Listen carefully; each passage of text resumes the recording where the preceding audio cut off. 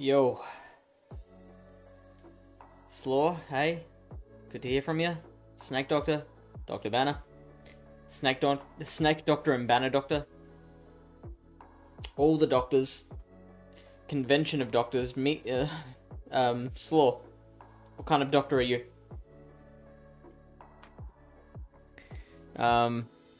Really tired at the moment. Now, that is not unusual for me. I'm always tired. I've talked about that on the stream before. For some reason, it's really hit me today, and I'm hopefully just the act of streaming will wake me up. Maybe if I, like, do a jig on stream, just the act of that will kind of wake me back up again. But we'll see how we go. We'll see how that affects the battles. Cakes, howdy. Did you Squirtle today?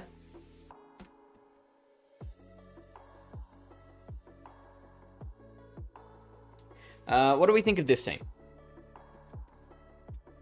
Bachelor's in physics, no doctorate.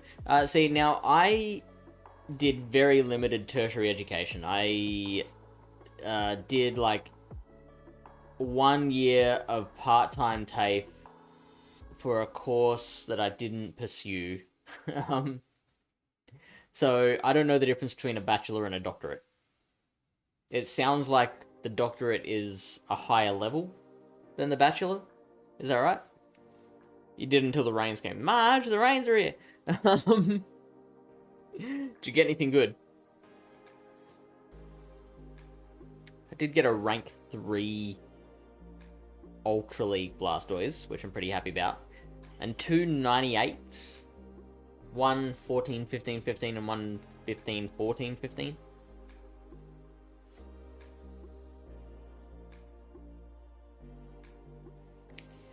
Yeah, but what do we think of this team? I feel like, yeah, years, money, and stress. All of those things.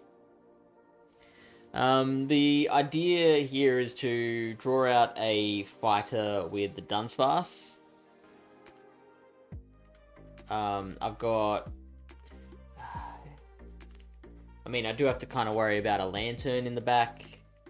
Maybe. If I've used up the Dunsparce already. There's not... I mean, I'm seeing a lot of... I have been seeing a lot of Deoxys and Medicham leads. Particularly the Deoxys.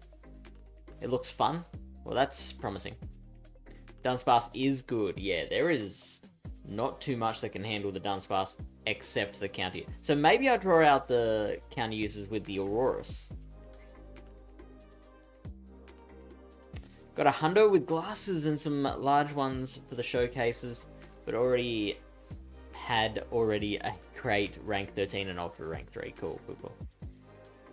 Hundo with glasses is a good get. Hello, Master League Mega Blastoise.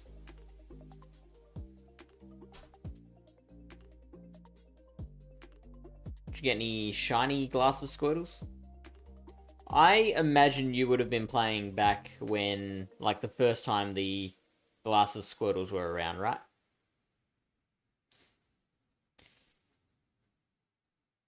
I got one shiny glasses Squirtle, and I think that was legitimately the last thing that I needed to, like, complete my list of things that I missed out on as a returning player. So I was out of the game for like a year and a half. And I've gotten all the legacy Kanto birds. I've gotten most of the Comday shinies, just not the shiny sunglasses Squirtle. All the legendaries have come back. A lot of the legacy moves that I missed out on have been unlegacied or made available through Elite TM. 20 is here. Hey, how are you, 20? Is there a way to see if a wild Squirtle is 100? Not a...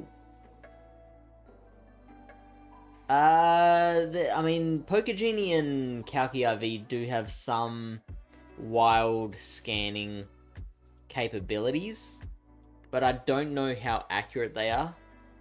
because they don't log into the game. They're just reading what's on the screen, so they're seeing the same thing that we are. And so I use Kalki myself. I know that Kalki will read the IVs. No, they'll read the CP, and then they'll take a look at what color the circle is when you hold the Pokeball down, and then it'll use that to determine the level, or do its best, make its best guess of what level the Squirtle is. So then it can kind of narrow down the possibilities of what the IVs might be.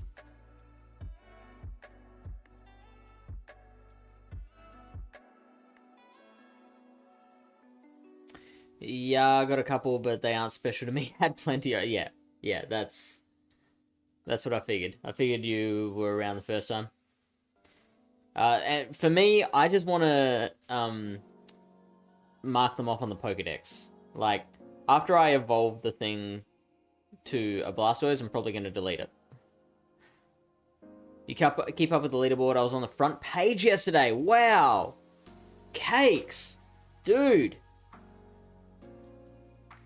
Best battler in South Australia. I want to see you at a regional one. I play Pokemon Regional at some point. The dream would be for one to be in Adelaide. 20 says, okay, thanks. Hi, by the way. Hello, 20. How you doing? Alright, let's see how the team goes.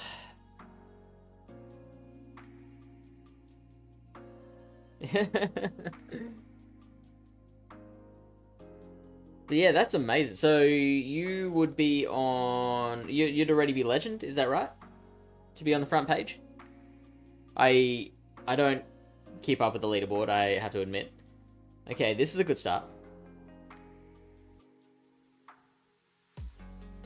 2, 3, 4, 5, 6, 7. Now, if they bait me with the Avalanche, which I'm assuming they will, then they do beat me to the second move. But I can double shield and farm down. Or I can catch on Dunsparce. That would be wild.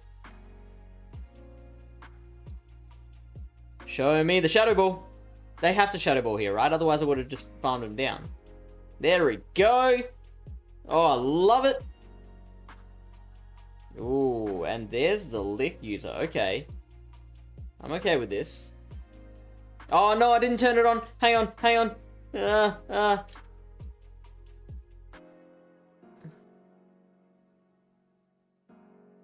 I've got to turn on Touch Portal.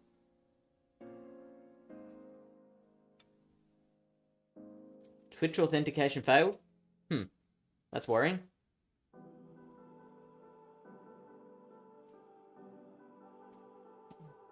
Try it again, see if it works.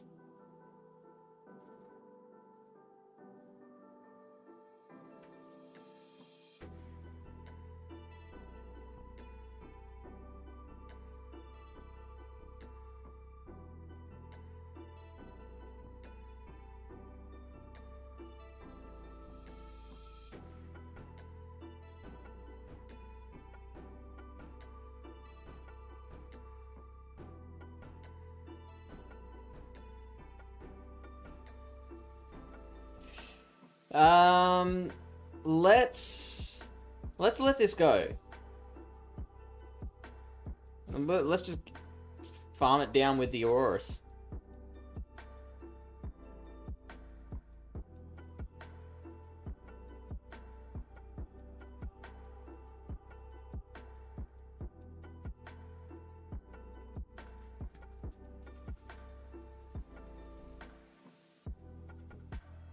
Ooh, okay.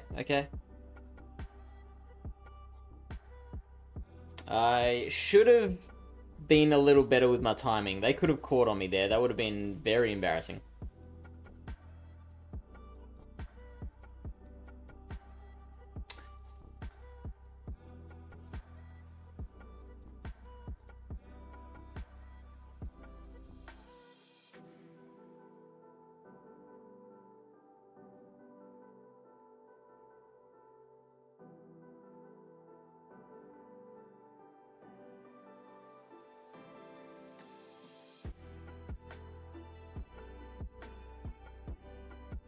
I lost track of their sparks.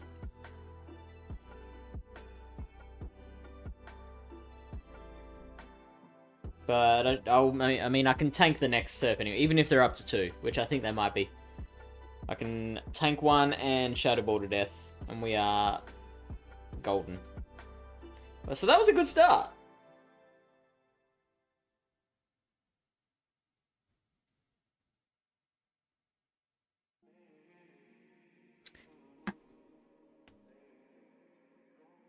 Alright, so is the thing working? Let's find out. Yes, it is.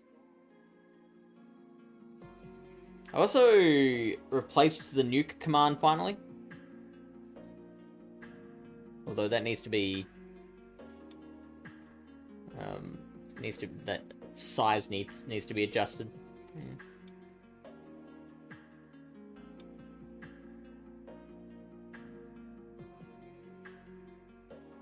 Why is that not... Nuke? Oh, here we go.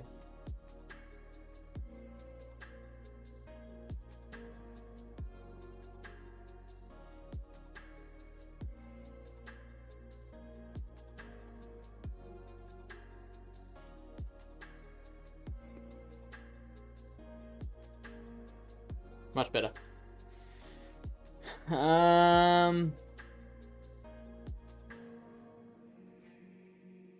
20 says, I'm okay waiting for Com Day in 15 minutes. Oh, right, yeah, because that'll be US Com Day, right? You're going to be watching while you play? 3165 have tanked now, leaderboard queue times are a pain. That's the PvP version of the first world problem.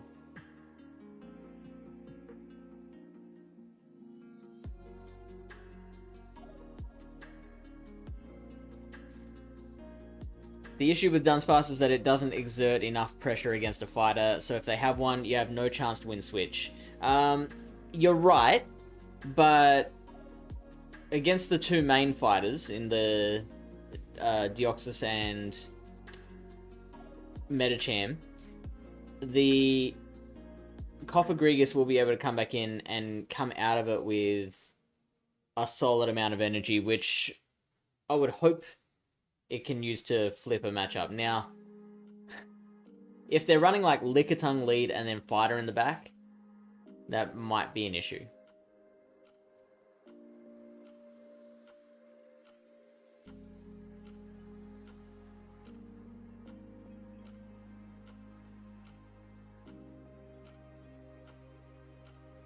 But again, we do have Aurorus, which does beat the Lickitung from a standing start. I don't know how much energy the Lickitung needs to be able to flip that. Conversely, no one is running 2 fingers, which I assume means fighters. Immortal Tomato, hey, welcome in. Sankilos' EU Com Day. Really? Oh, so what? Hang on, what time is it now? It's coming up on 9:30 here. Yeah, right, and we're plus 9:30 GMT. So yeah, that is EU Com Day. Yeah, what is it in America? It's like 8 AM Eastern time now, isn't it? 20 says, I'm from Norway, so EU. No, going out soon. Have a good stream. Maybe checking like, okay. Well, oh, that is not a message that should be popping up now. The Gym Breaker stream is done. 9 AM where Slaw is? Really? 9 AM? Is that like Nova Scotia?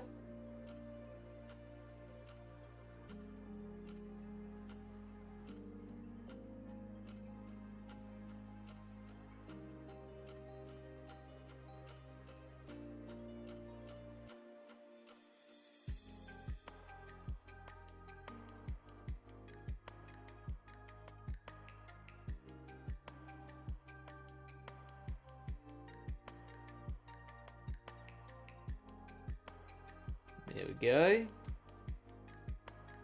New Brunswick. Ooh. Gardevoir, hey. What up? You doing Com Day too?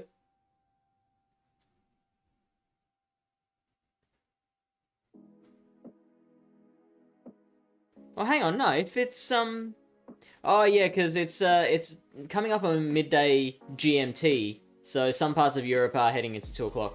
Ah yes, and Tomato, you have redeemed. Open my gift twice. Why is this guy running a Coppergregus? That's not fair.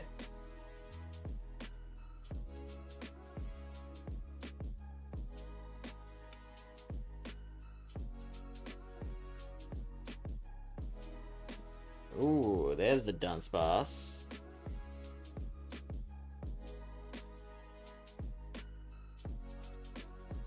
Alright, let's see if this KO. I think it will KO. Yep. Cool. So now we're in trouble.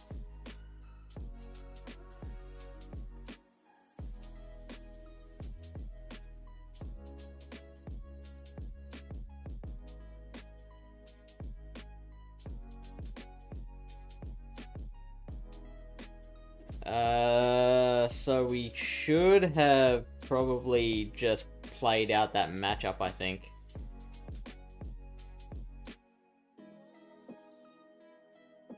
Because they could very well have a fighter. Because the main counters to the ghosts are the normals, right? So...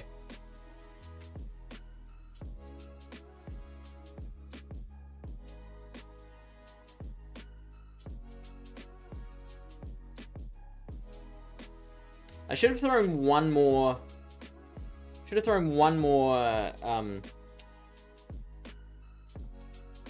Shadow Claw before throwing that Dark Pulse.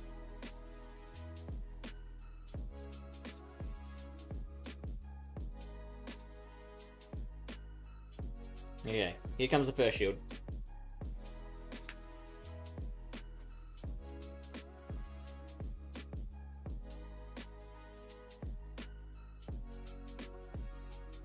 They farm down.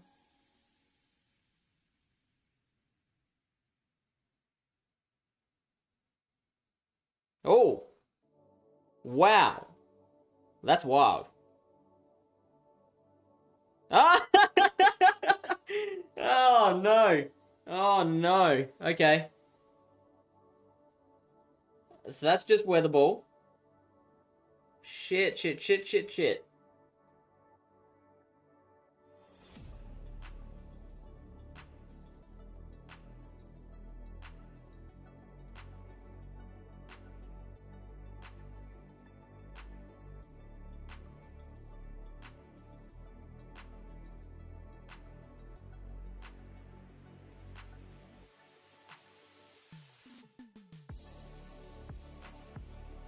I mean, they've got too much HP, right? This isn't gonna KO.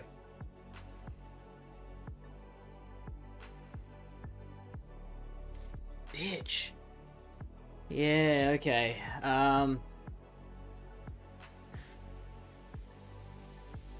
So what's the play? Do I just stay in the lead? No. Just switching out was the right move, because, like... If they had a fighter, and I've used up my Coppergregus, taking out their Coppergregus, then I'm screwed, right? Yeah, I hope it wasn't stream sniped. That would be an absolute... Like, that would make me very angry.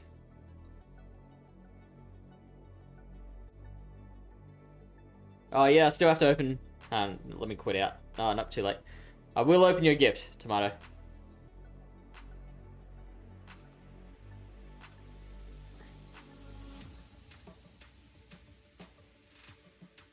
It wouldn't have been Shadow Ball. Like, they're definitely going to throw Dark Pulse in the mirror. Staying in is interesting.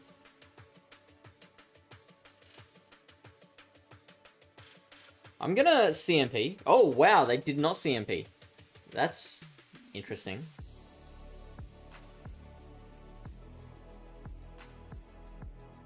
Seven. They Thunder Punch here, or the whatever punch, right? Yeah, here we go. And we do win CMP against Hypno. That is good to know.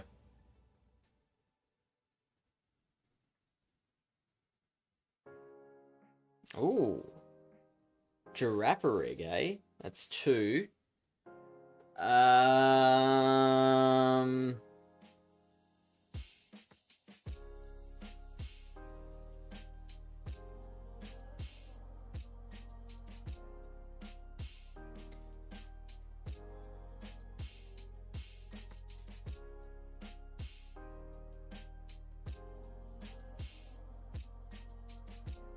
gonna bet it's a Rangaroo in the back.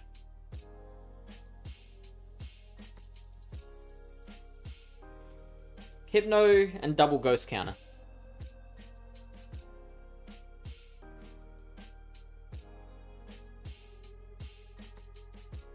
Interesting.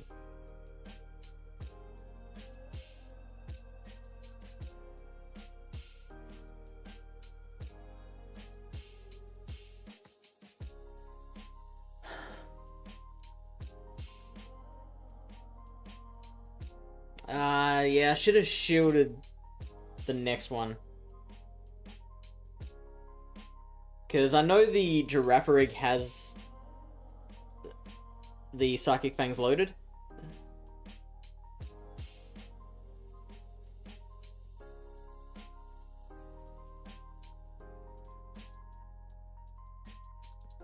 Unless I CMP it?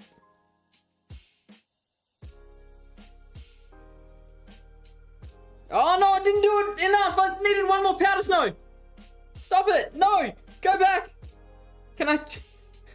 Oh, and the switch clock isn't up! No! Oh... I chickened out!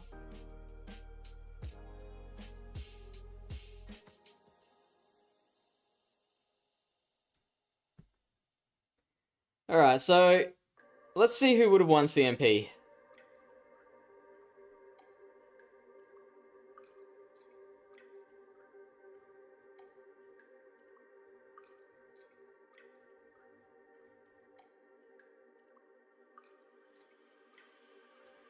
Oh, the Girafarig would have won anyway. So we would have lost that. Even if we had gotten to the second Weather Ball.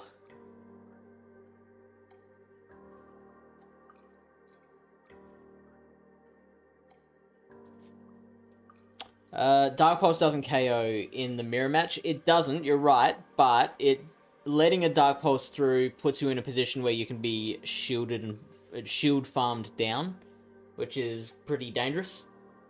So I feel like any mirror match, the opponent's Dark Pulsing. Hypno always bait, especially Shadow Hypno, right? Gotta expect a Rangaroo in the back. Ah, see, you and I.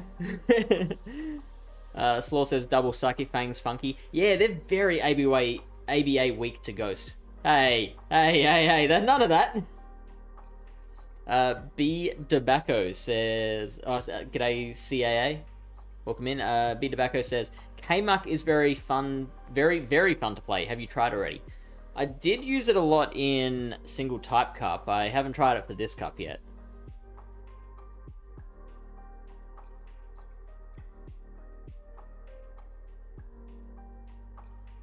Sounds interesting.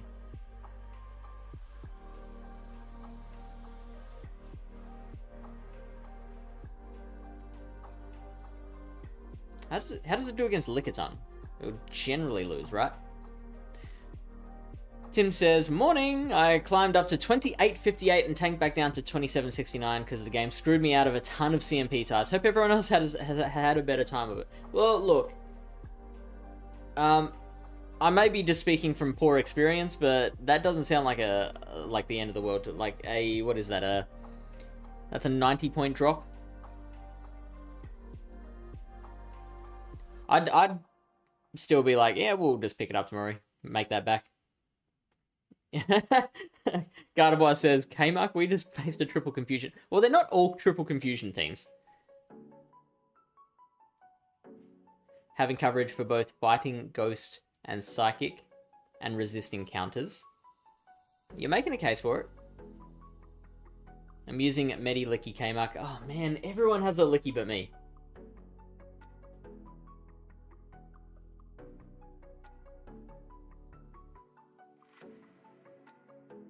Dynamic Punch Metacham's pretty wild.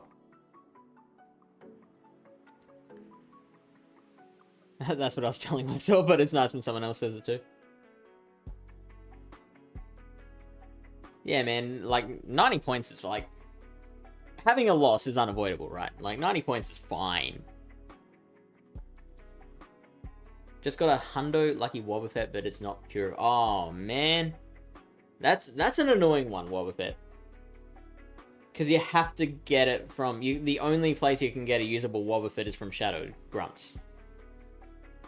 As opposed to non-Shadow Grunts.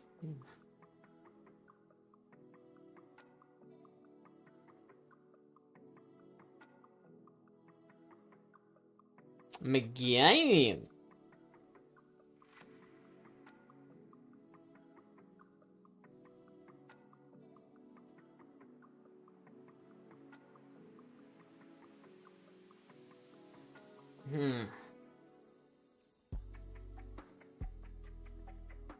So I need anti-ice.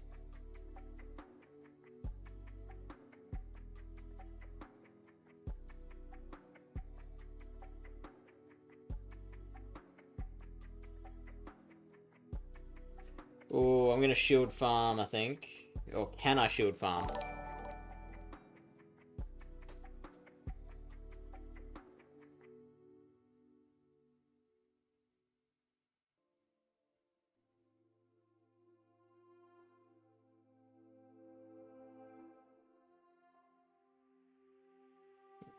Beautiful. They let through an extra rollout.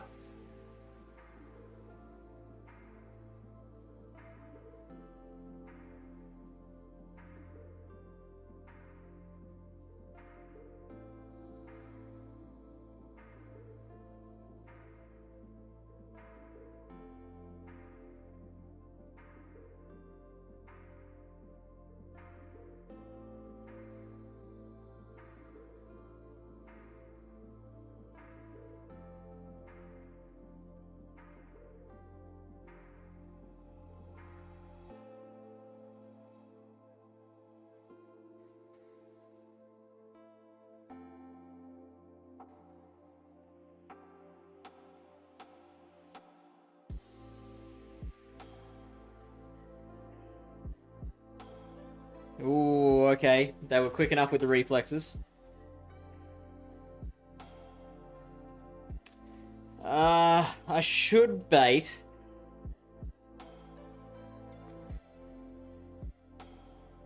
Oh, yes! And that's exactly why I didn't. Because I knew that they... Yeah, that's the way... That's how when you use it. Good job. Good job. Excellent use of the gifts. Yeah, so like I said, I knew I should have baited, and I figured they knew that too. I was just guessing that they knew that too. Taking a gamble, a huge risk that they knew that too, which is why I didn't bait.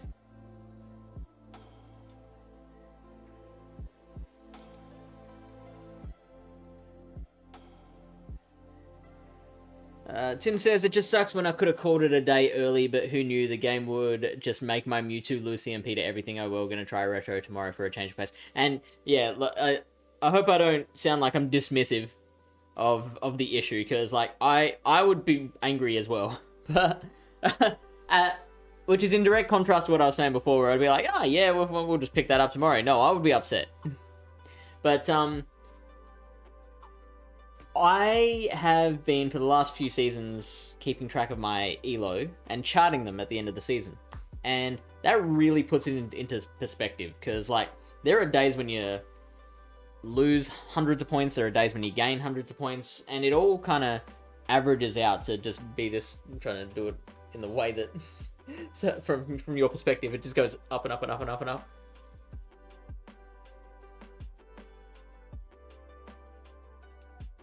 It just kind of puts it all into perspective. Seems like every limited cup meta is either Lickitung or Umbreon.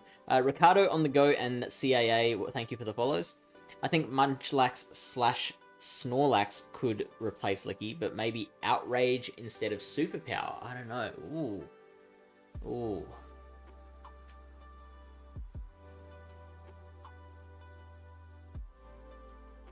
You're suggesting a lot of good... If there is a point that... I find this team fun so far. If I come across anything that I'm like, no, this is way too big a hole, then I'm going to start using some of your suggestions. So Muck does sound interesting. Munchlax and Snorlax also sounds interesting. Also thinking of Munchlax with Tackle. Why Outrage instead of Superpower? What are you gaining?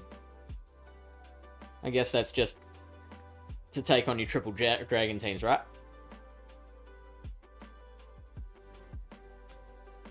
Hey, Trax. How was your weekend? Never don't not bait. He can't win if he don't bait, that guy. Ghosts as well. Yeah, I mean, well... Lick Snorlax should still beat the Ghosts, right? Even with Body Slam Superpower. Frostlass matchup specifically. Yeah, I can imagine that we'd need not Body Slam and Superpower for Frostlass. But Outrage just takes so long to get to.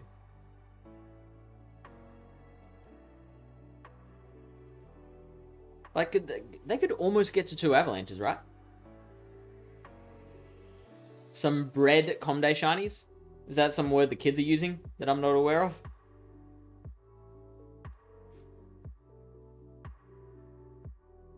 Okay, building up energy. They're not going to stay in, surely. Oh, Psycho Boost and Dip. Okay. I got to be quick on the reflexes. Am I going to send in Dunsparce or Aurorus for their counter pick? See, Aurorus was the better thing to do.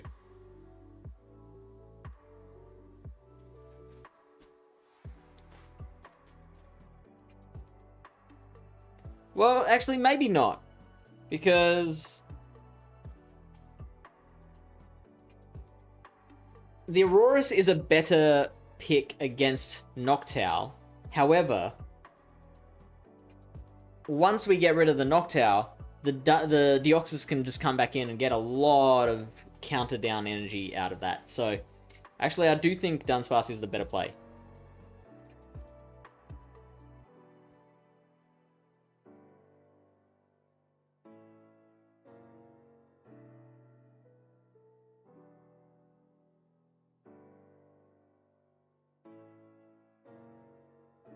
Oh, they're gonna double shield and win switchback, which that's actually something I did not account for. Okay. Yep. Cool. Did I just fuck this up?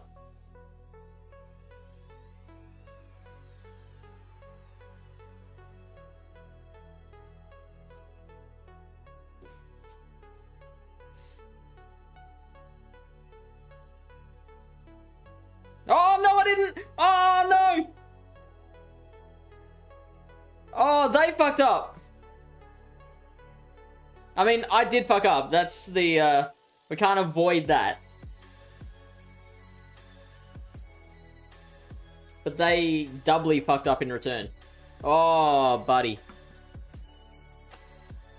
But that is good to know for the future. We have to shield at least once. On the, in fact, I am going to, is it Alt-I? Yep, okay. Let's show that on the replay, just to, whoops, that's, just to determine, like, when we should have shielded. Like, would one shield have been enough, or?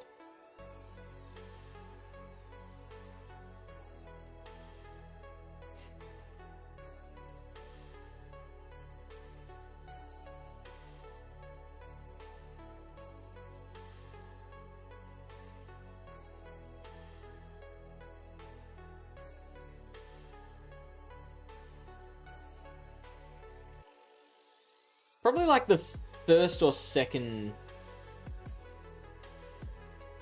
Sky attack, right?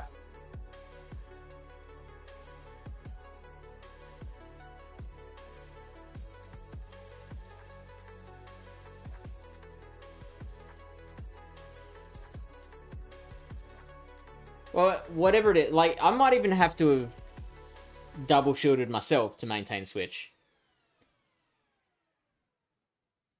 But that second one, absolutely 100%. Because once I let the second one through, they can farm down from. They can double shield and farm down. Oh, hey, Hayden. They played so well here, and then they fucked it up. Like, that was almost a brilliant play. That would have been our Pallet Town PvP play of the day. Tomato redeeming the Open My Gift again. So, let's not keep them waiting any longer.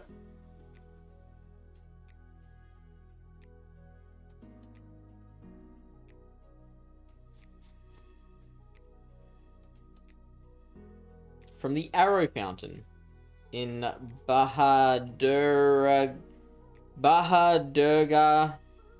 in Haryana, India.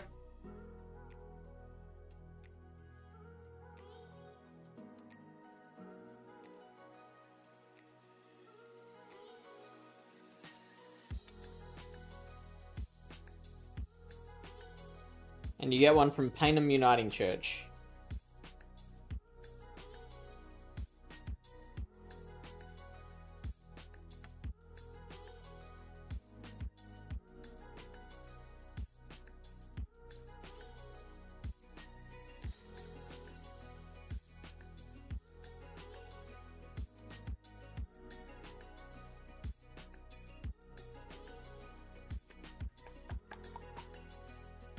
Where are we at? I think Munchlax may be a better option, but I'm using Licky because of bulk plus lick damage. Imagine if Munchlax had Drill Run instead of Bulldoze.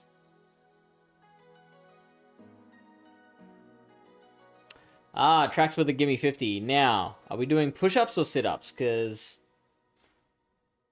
I feel like I need to work my abs a little more, but the push-ups I think are more entertaining. So, tracks as the spender. You get to pick. And a dab as well. I mean, if I do sit-ups, I can do a dab during one of my sit-ups. Well, in any case, tomorrow I'm going to try Dunsparce, Dragonair, Frostlass. How does that squad sound? So, I mean, it sounds pretty boss. An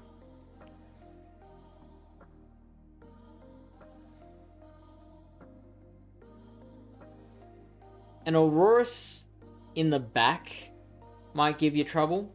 Oh, but then again, like, Shadow Dragonair can take it out with, like, some Dragon Breaths and an Aqua Tail.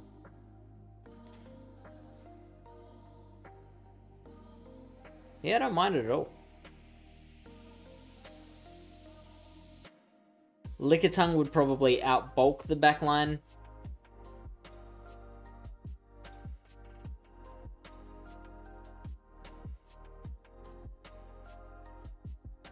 But no, it looks good. Looks good. Alt I, you replay stuff on OBS. Yes, yeah. I've set it up so that, yeah, I press it on my keyboard and it saves the last 5 minutes of the stream. Yeah, Trax agrees. Second Sky Attack. Probably one shield would have been enough from Slaw. I don't know. I'd have to have gotten to the third or the fourth Rock Slide to KO. I think one would have been enough, but Gardevoir says your chat's lagging by a couple of minutes. No, you're probably watching the replay. So we've set it up to be able to instant replay battles. Hello, Chaser. Haven't seen you in a while. I hope this works. I was looking through the saved quotes from Streamlabs today. And there was one from you. I hope it works if I... Nope. It doesn't. It was one about you pronouncing your name.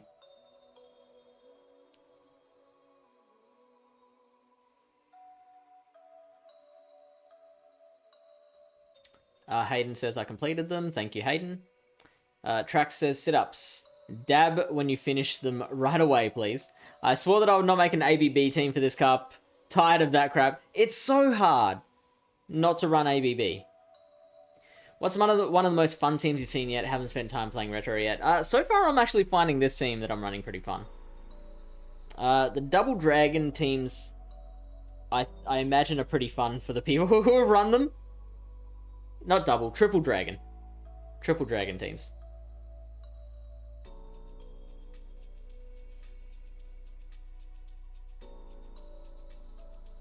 By the way, it's been a minute ever since I've been able to watch a fish stream. Been working 1 to 11 PM and then 8 to 2 every other day. Very exciting. Wow. Where are you working at the moment?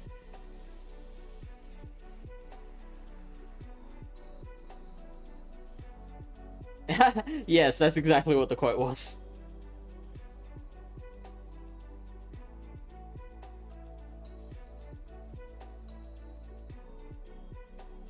So I think the Streamlabs quotes don't allow for searching keywords. I think Nightbot's quote thingo does, but not Streamlabs. They're so easy to build, but many ABB teams can really hit a ceiling. Yeah, that's a good take. I like that. All right.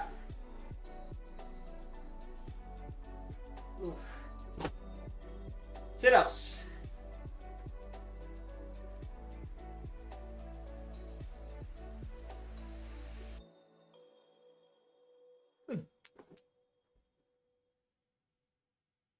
Doesn't really work, does it? Hang on.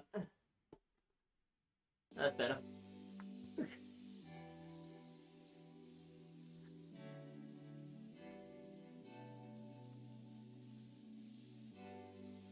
think I watched a video like this once. Alright.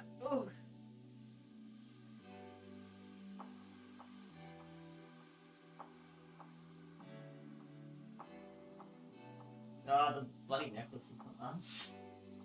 I'm so apprehensive. Ooh.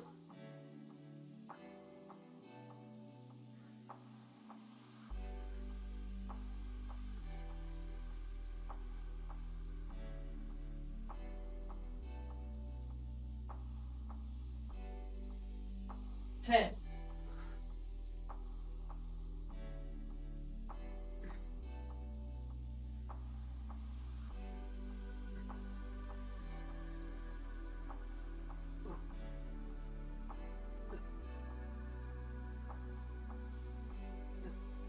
20.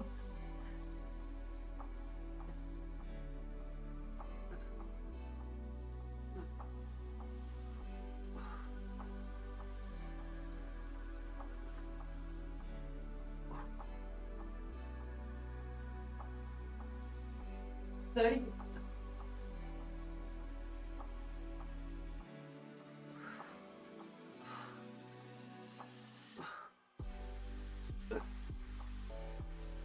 'And real tight.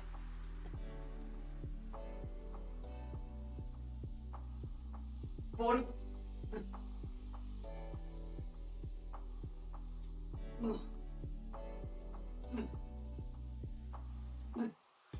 25.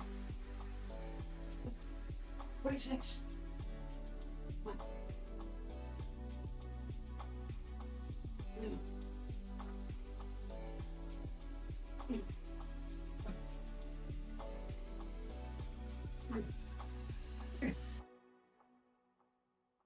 50.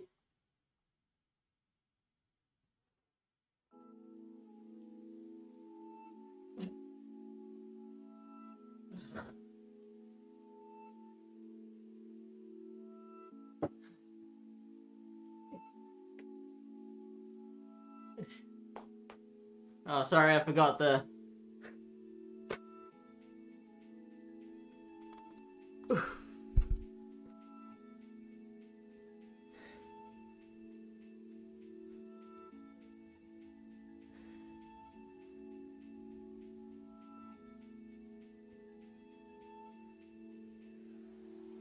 New job, don't want to announce it to the overall public. Oh, okay.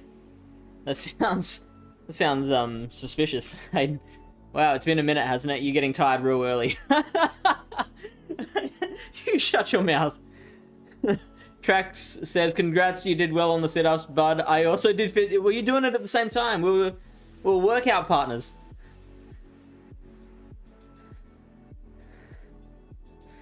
Oh, jeez.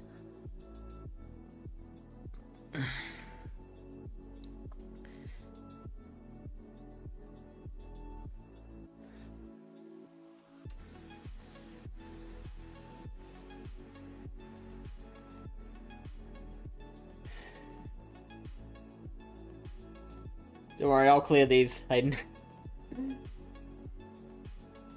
Just 2 more to do. Let's go. Tracks.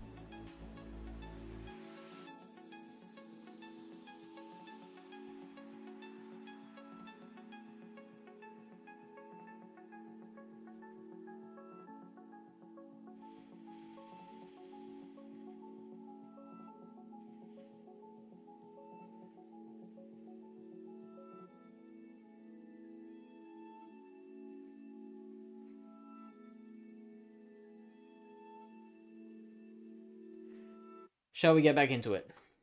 I would announce it if it wasn't a job at a completely new workplace. Like for security reasons?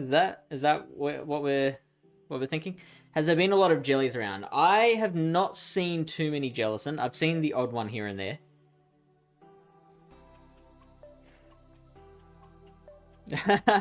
I mean, you're very welcome, Trax.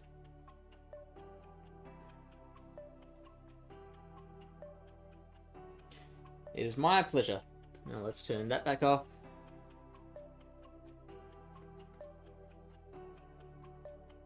Ooh, the Triple Dragon team. We stay in with the Kingdra here.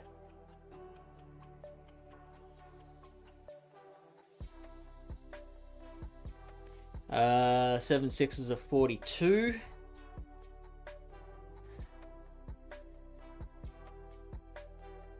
They are absolutely going to Octazooka me.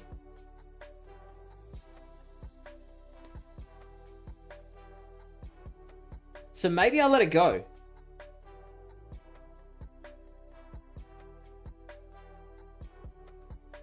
But that's some kind of bullshit.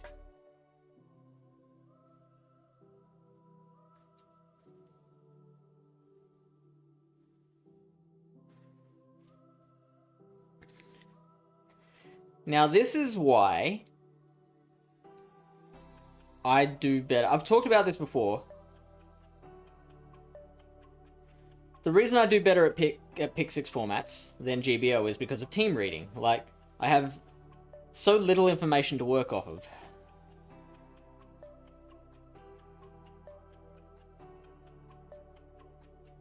When it comes to GBL and blind 3s.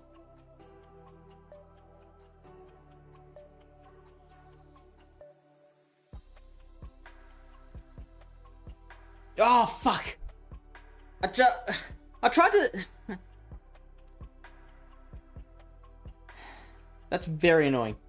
No, it's all my fault. Like, I was in 2 minds of what to do.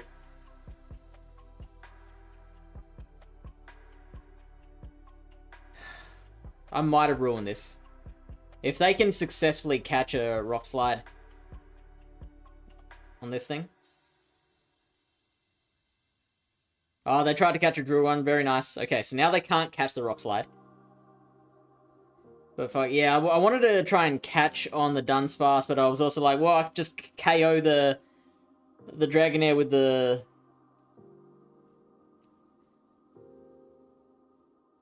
KO the Dragonair with the Weather Ball, right? And so, because my indecision screwed me over there. Fuck, and that's going to cost me the game. Oh!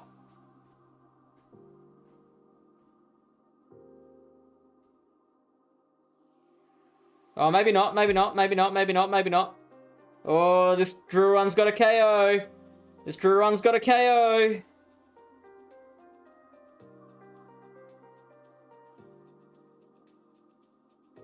Fuck.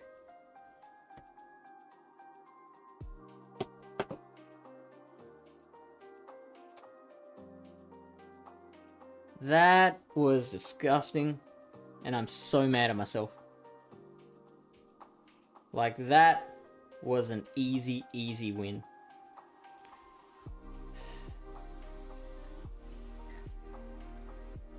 Next time, just throw the bloody weather ball.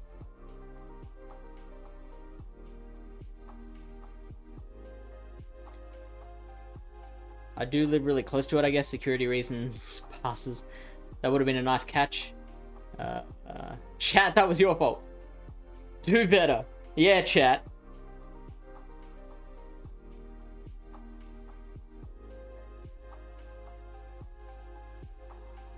Wow. Interesting. Try to catch a shadow ball. So I'm glad the Dunsparce is out now.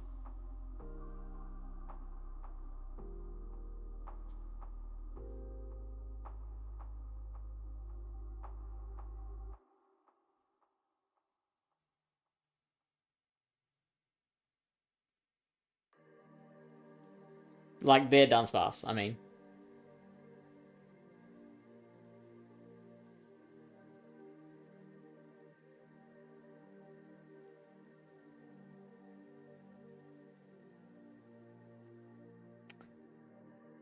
The problem here is they've got a Pokemon that can catch a Run very handily.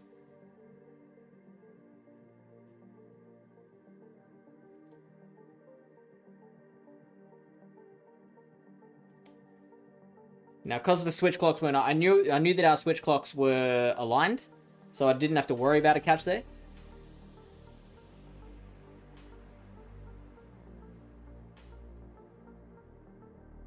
Very nicely countered on their part, but they are about to be in a lot of trouble. Hopefully, they don't have like a second normal type in the back. That would be very annoying.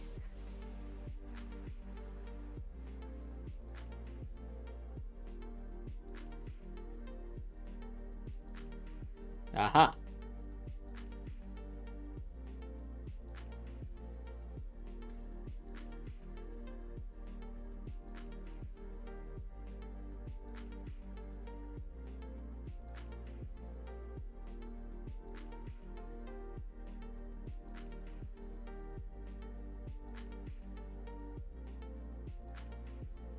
This is fine, because now we farm. Or, I mean, and we don't even have to shield. That's wild. That's when they fuck up. Okay, well, I mean, good showing. Kind of makes me feel better about the last one. Yeah, so Chaser says got a high attack one. Mine was winning CMP. Mine was winning CMP there. But I don't know what, I don't know what rank mine is. It's 1500 CP, so that suggests that it's a pretty good rank.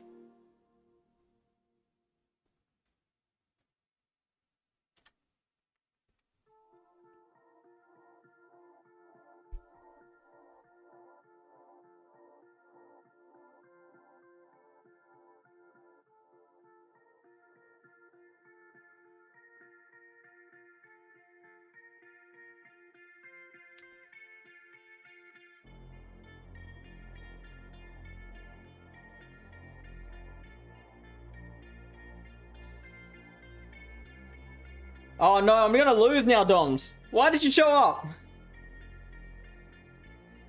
We had a really good thing going.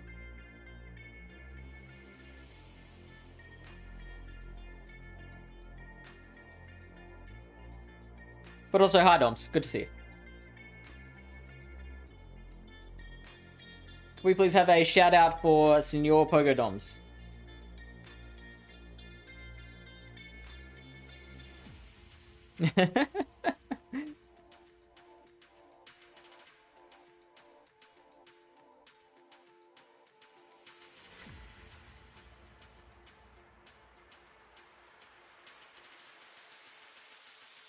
You've been Master Leaguing?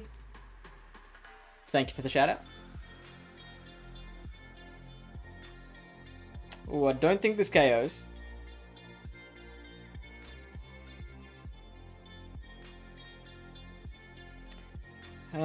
I mean, I don't think their body slam KOs as well, so we should be in a good spot. Maybe even in farmable range. Nah, we're not going to farm him.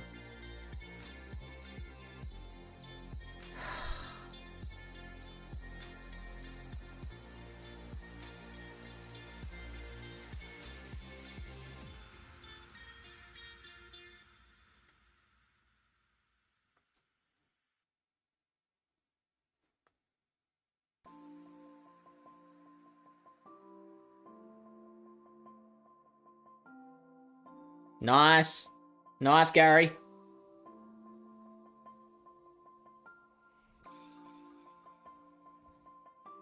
Oh, that is beautiful. Beautiful, I say.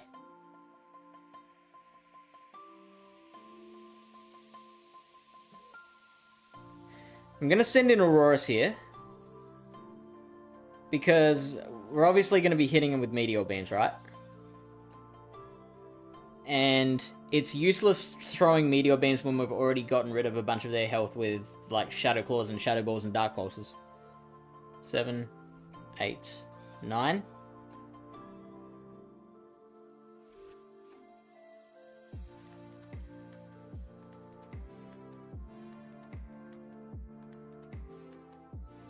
Okay, they're on 6 sparks of energy.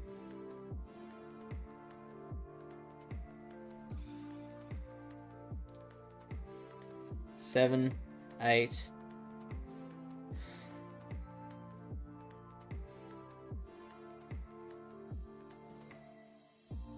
Sure.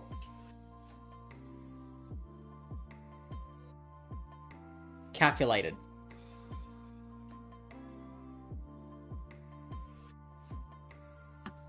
Alright, you can come back now, Dom.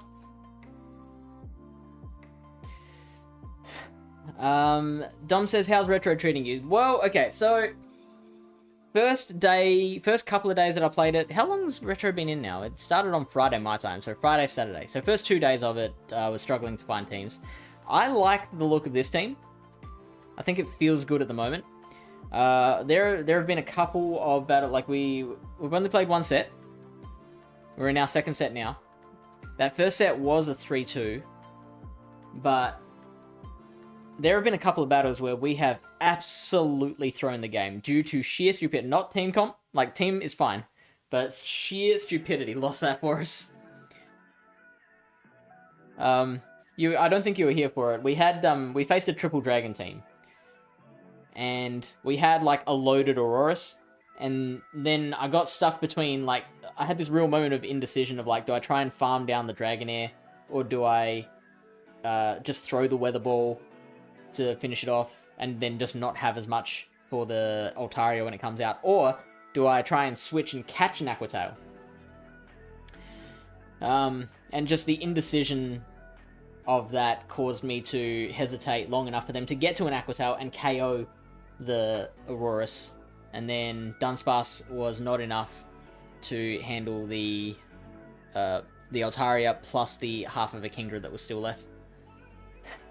So that'll haunt me forever.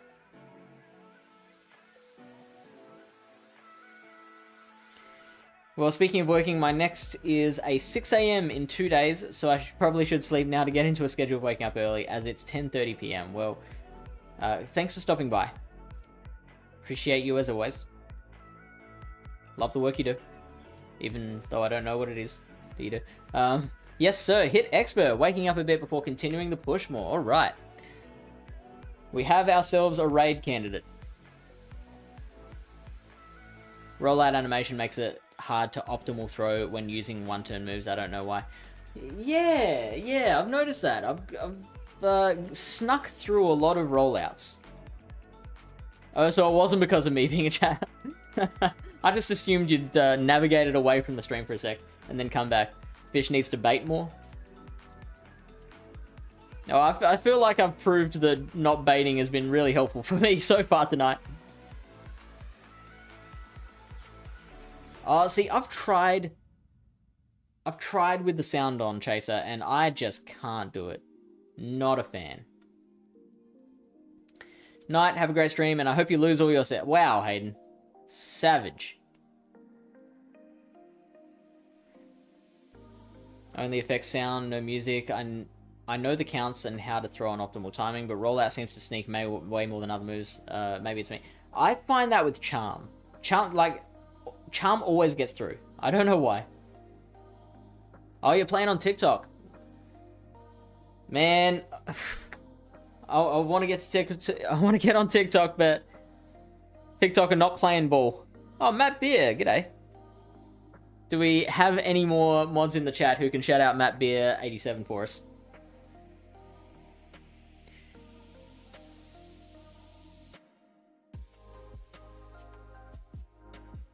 I need to... And those, Play of the Day... Those Play of the Day videos, like, they're good content, but... Oh, I absolutely should have... No, actually, this is the better Pokemon in here. I was gonna say, yeah, the Play of the Days are good content, but they're really not getting that many views. It's,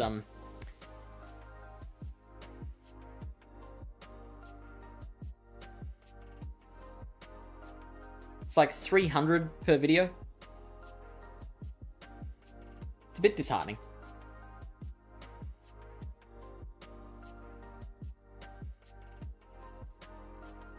Now, we need to start shielding Icy Winds. Yeah, they are double shielding. Or maybe we don't shield the Icy Wind.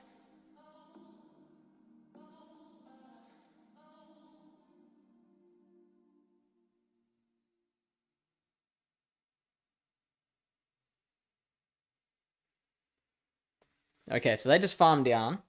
All the way down.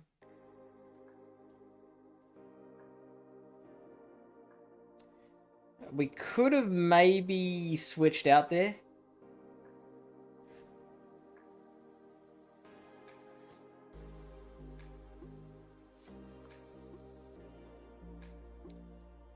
Now, I don't know how much energy they've got right now. But what I do know is that once we Meteor Beam, once we start ramping up that damage, we should be in for a very good time. Okay, that's how much energy they had. They had a lot. Okay, I'm going to let this one go. Because that Cresselia does also have Drill Run. Not Drill Run, Grass Knot.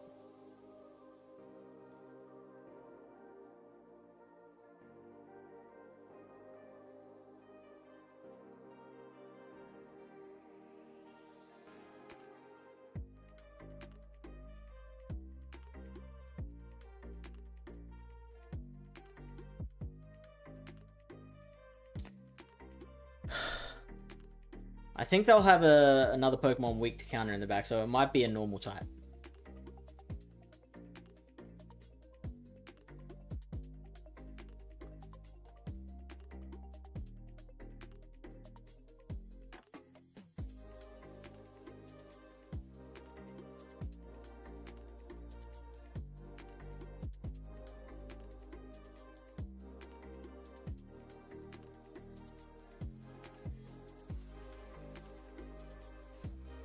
Fuck!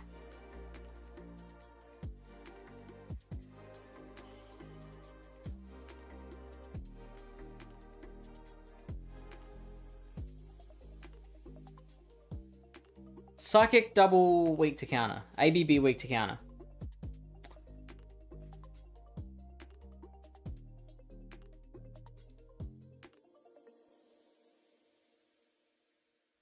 Yeah, you're right. I should have done that. I was seduced by the power of the upgraded attack. I loved the idea of like trying to get a few meteor beams going. Yeah, so I should have known. Should have known.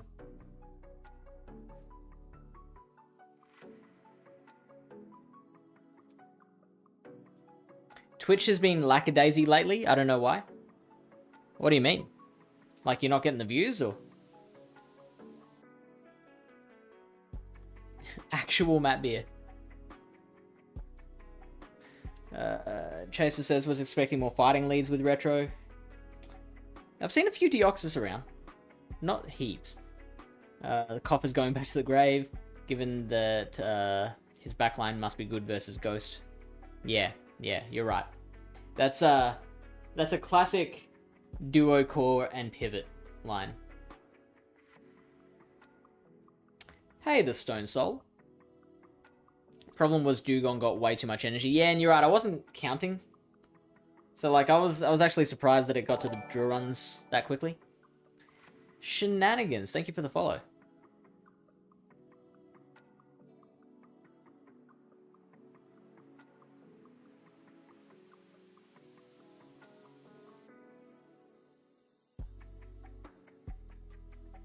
Well, there's the Jellicent.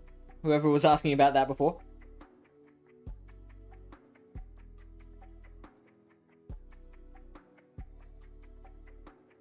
Now, I believe they can turn the tables on me with a bait.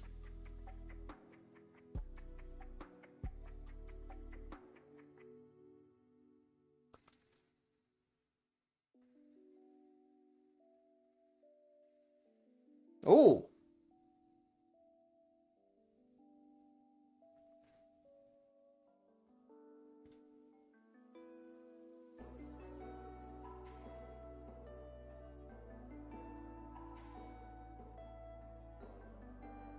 Okay, so they have 65, 72. Whew. I was trying to do the math in my head. Oh, what?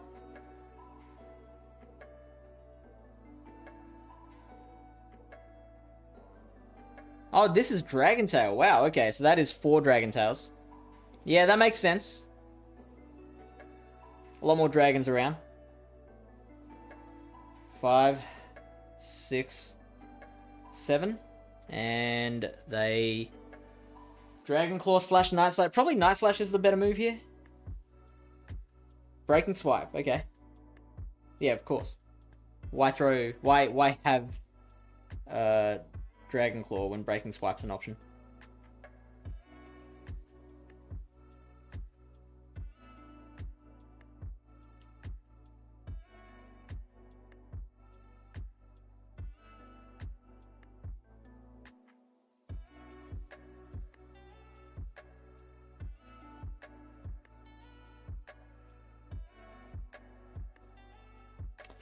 I don't think this will be enough.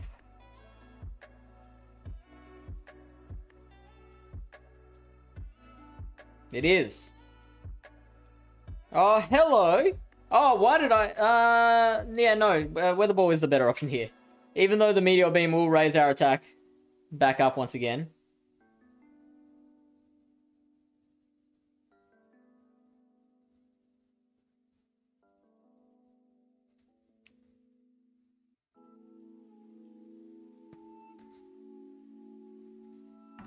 Let's go.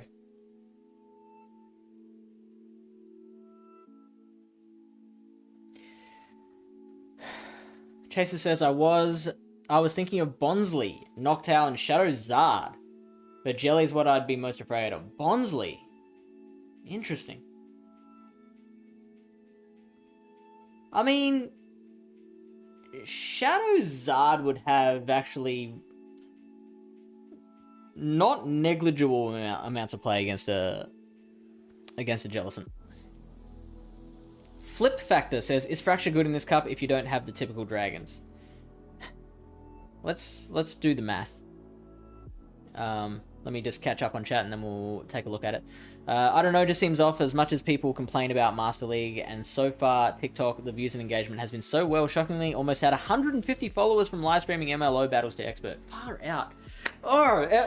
Oh, you know what I want you to do? I want you to just keep coming in here. Every time I'm streaming on Twitch, I want you to be like, Fish, hey, have you made a TikTok video lately?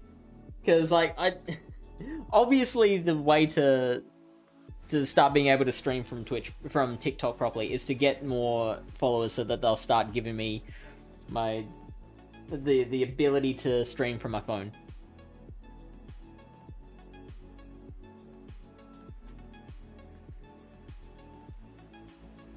And like, you keep making me want to do it. It's just I heard a great saying once. I forget where it came from. It went, change happens when the pain of growth is less than the pain of staying the same. Or the pain of action is the pain of staying the same or something. Less than. So as soon as it becomes so painful to just stay static that it's easier to take action, that's when most change tends to happen.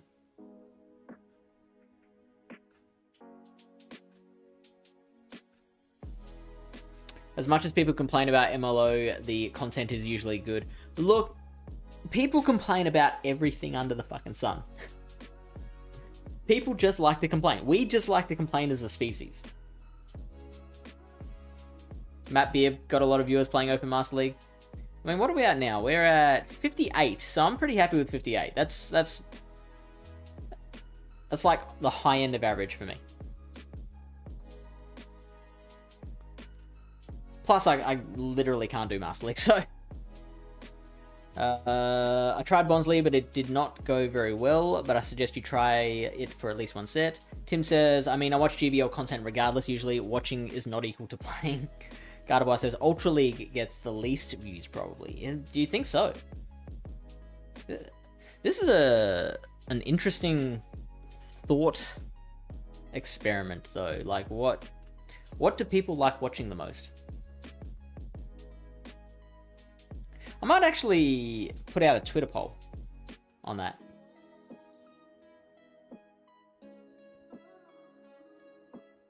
I'm very interested in the... Tell you what, let's do that. I know, who was it? It was Flip Factor that was asking about Haxorus. We will do that. In fact, no, let's do your thing first, and then I'm going to write a Twitter poll, and I'd like people to retweet it if they could.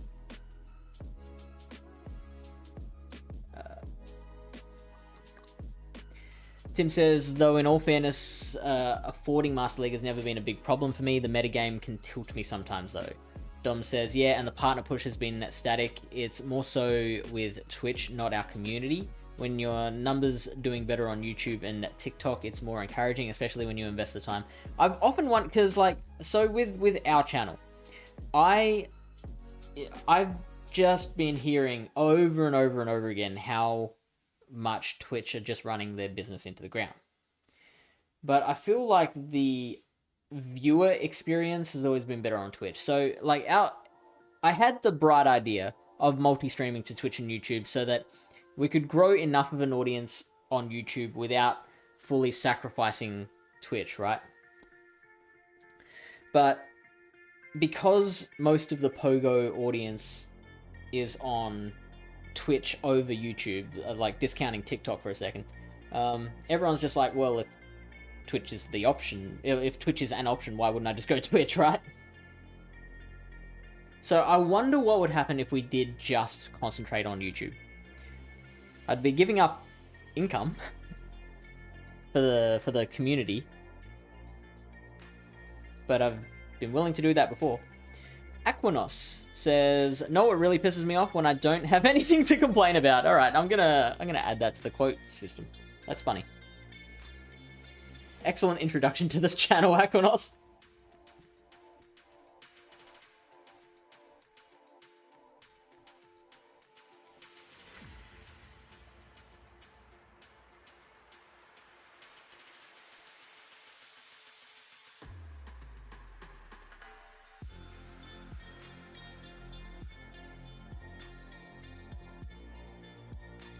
Tim says, and then I have today where I climb to 28.58 and get smacked back down to 27.69 because the game decides Zacian and Dialga win CMP on my Mewtwo for some reason. I had this bullshit one where, like, in one of the tournaments leading... I was literally finishing off a tournament in the airport heading to Melbourne for OCIC. Just a practice tournament, and... airport Wi-Fi, like...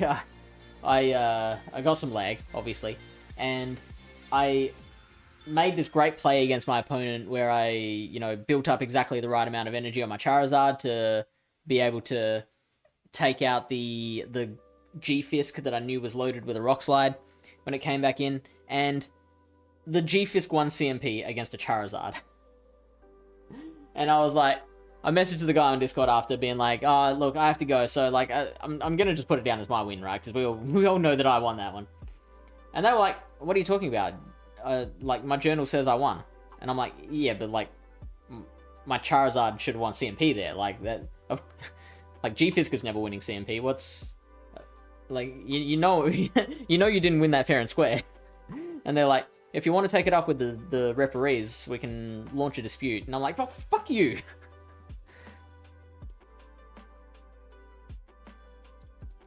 It's a fun pick that needs a shield even in plenty of favourable encounters, but can work, usually running it with Alolan Grimer and Sableye. And that works fine.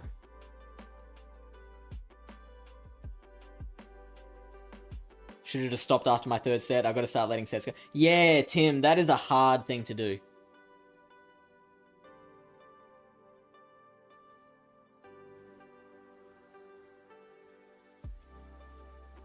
Clap for the Wolfman. Hey, my opponent got off 2 moves with 1 HP today, and I had a Dragon Breather.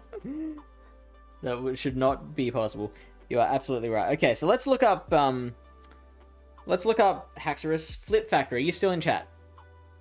Please let us know, because I don't want to be doing this for nothing.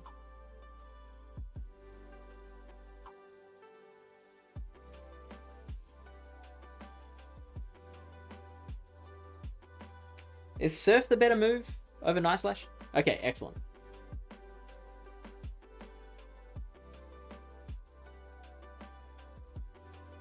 We want Matrix Battle, don't we?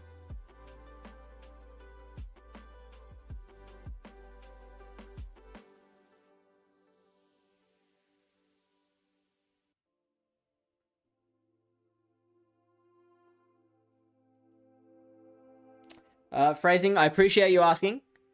The answer is no, but if you Google Pokemon Go friend codes, there's plenty of sites there that where people share their friend codes.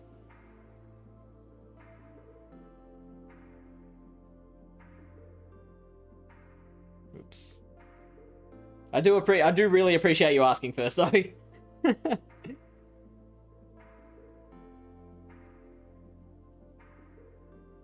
Oh, you know what? Screw it. You know what? I'm in a good mood. Phrasing, you can share your code. Anyone who asks, I'm much more willing to oblige.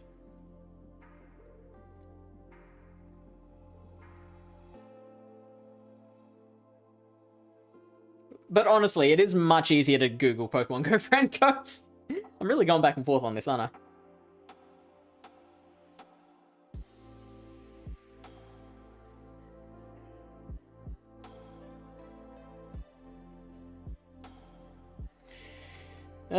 Okay, so Haxorus. Actually, let's not look at the.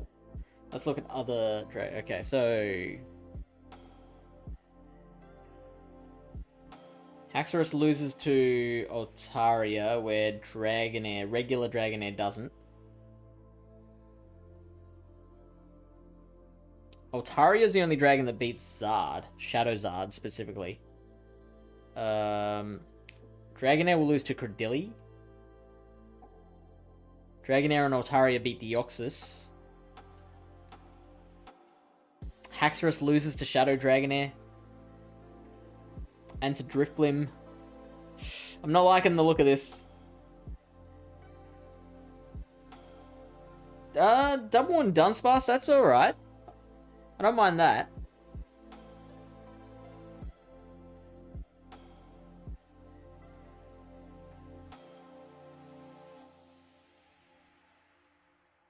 It can beat Lass in the ones. Losing to Hypno. Tying with Jellicent.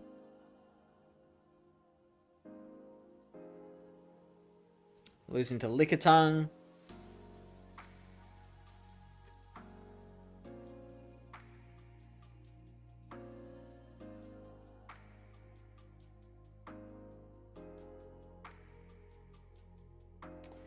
Look, my gut feeling is no, Haxorus doesn't replace Dragonair.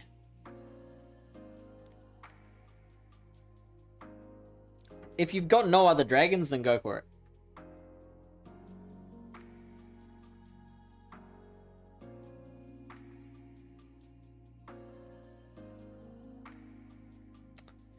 Average Joe versus Pro says, what do you think about Jelly, Credilli, and Pidgeot?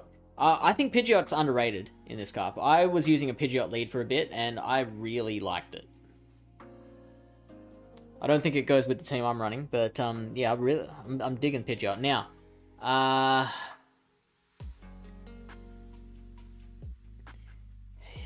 you might struggle a bit against a Frostlass. I know Jellicent does beat Frostlass, but it's tough. Like, you're spending shields.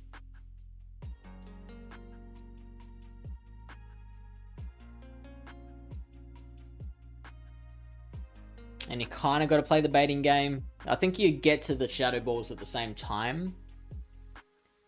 No, the Frostlass gets to Shadow Ball 1 turn quicker than the Jellicent as well. So yeah, you are definitely having to shield.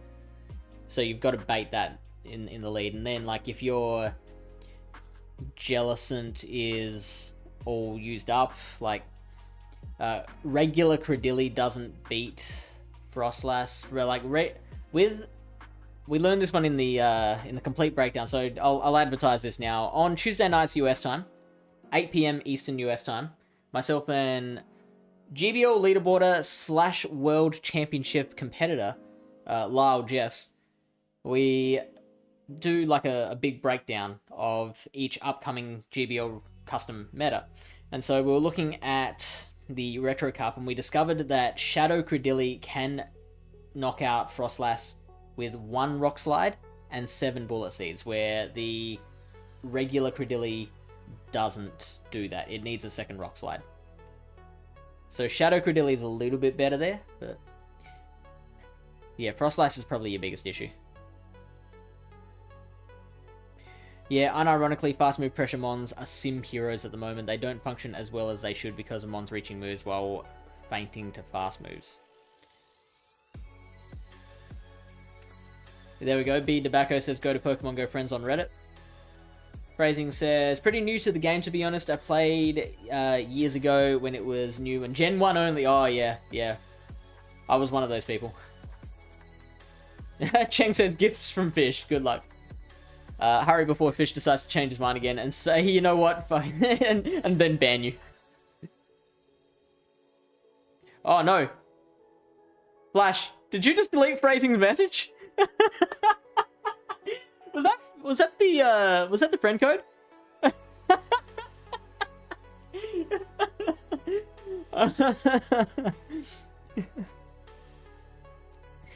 So I appreciate it, Flash. This was like the one time that I was like accepting someone sharing their friend code. No, you did the right thing. Like, right now I'm of the frame of mind that if someone asks politely, hey, can I share my friend code? I'll be like, oh, right, go on, kid. If someone does it without asking, if they just say, hey, need friends, then I'm like, get the fuck out of here. Go, get the broom out.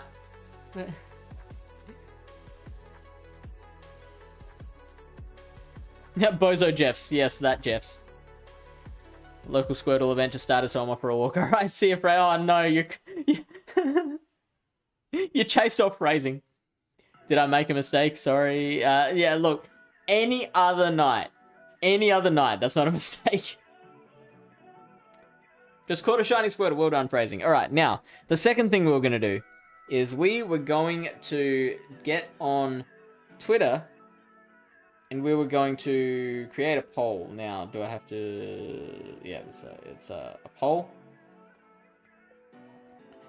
What content do you enjoy watching most on live streams, we'll say?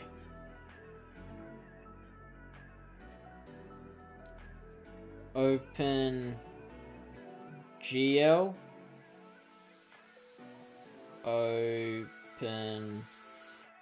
Whoops. UL.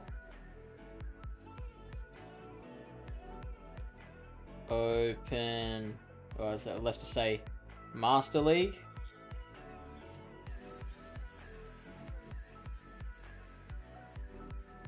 Can you have... No, you can only have maximum of 4 choices. That sucks. So, restricted metas. Oh, metas.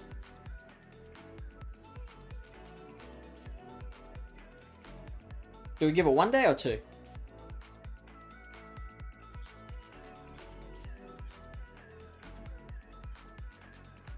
Yeah, let's just set it at 1 day.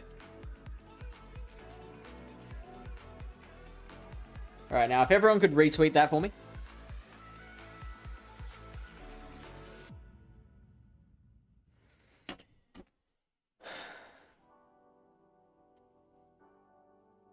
Hi, you look wonderful today. Can I share my friend code? Dr. Toothbrush. Shush you. I'm not offended, but I do have to go by. Alright, see you, phrasing. Not threads. Fish not hip enough for threads. I do have a threads account, but I'm not following. I'm literally following no one. So I think that would go into the ether. I had to make an Instagram account. No.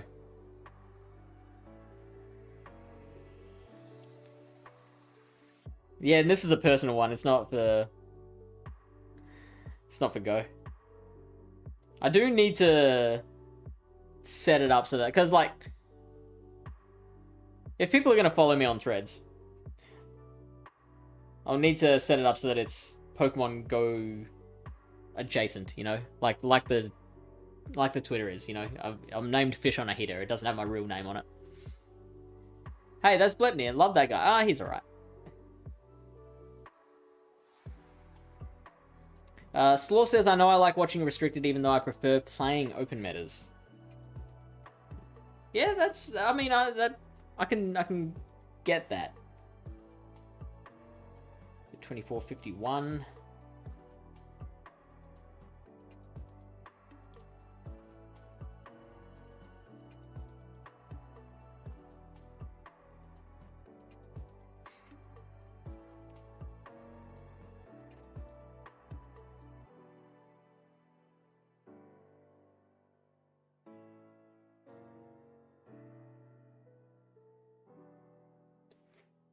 The title of the stream is a bit of a lie, isn't it? We've still only tried the one team. Ooh, what's the play here?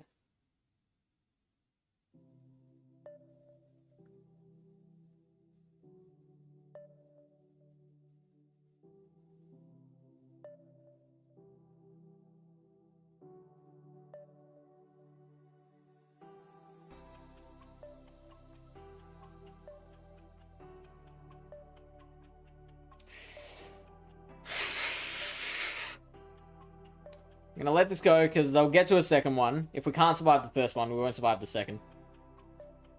Oh, very nice farm down. Very nice.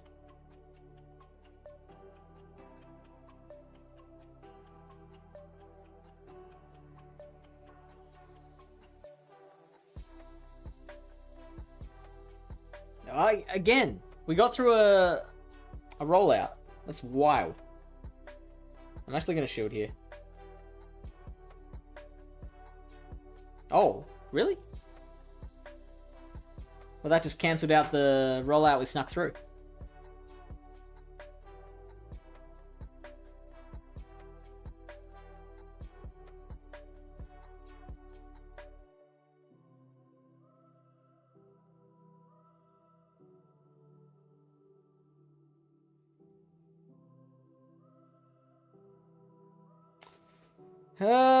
We're in a bit of trouble.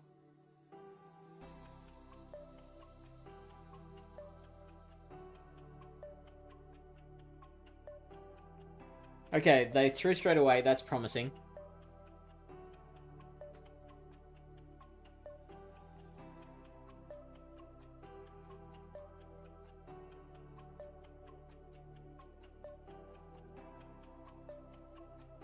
I think we have to bait here.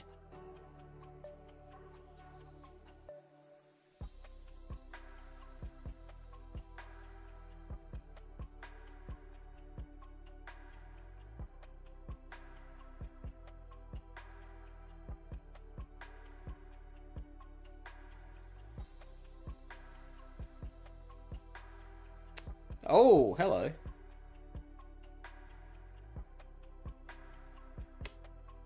Bad timing. There it is. 4, 5.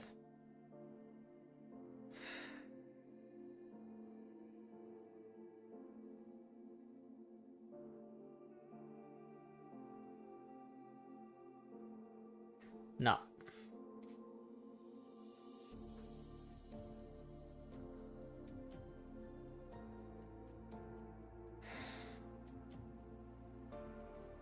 So, what was the team again? What was the lead? It was, what was their lead again? It was the Dragonair, right.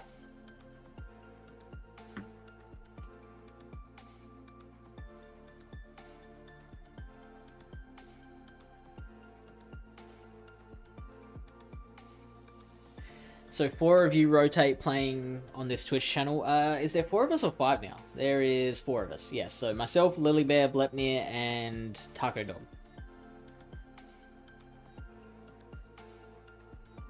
Always looking for more. If you're already a streamer, then we will be glad to like arrange like a thing where you like stream one day on our channel and then the rest of the time on yours, or however much you want.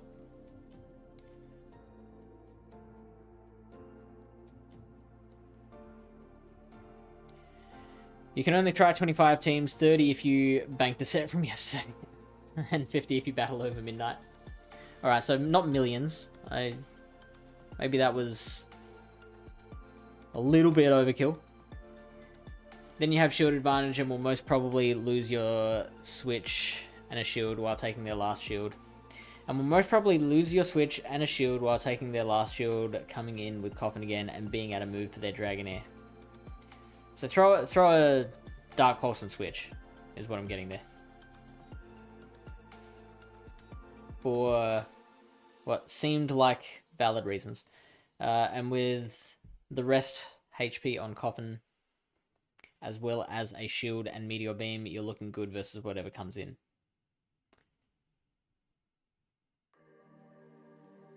Is Pancake spice in this meta? Yeah, pretty spicy, Noisy. Is it good though? There are a lot of ices around. Like it loses to Lickitung pretty decently. It loses to Frostlass. It would hate the dragons. I don't think I'm a fan of Pancake. Gardevoir says bring Lyle to stream here. You know what? I'm trying to be respectful of Lyle's time, because he already gives up every Tuesday night to do the breakdown streams.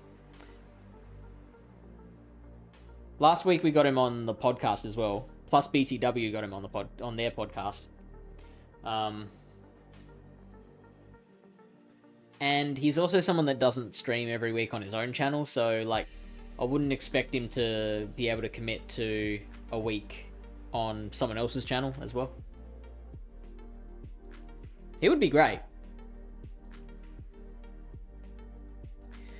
Too many ice and water types, type Pokemons and moves in this meta.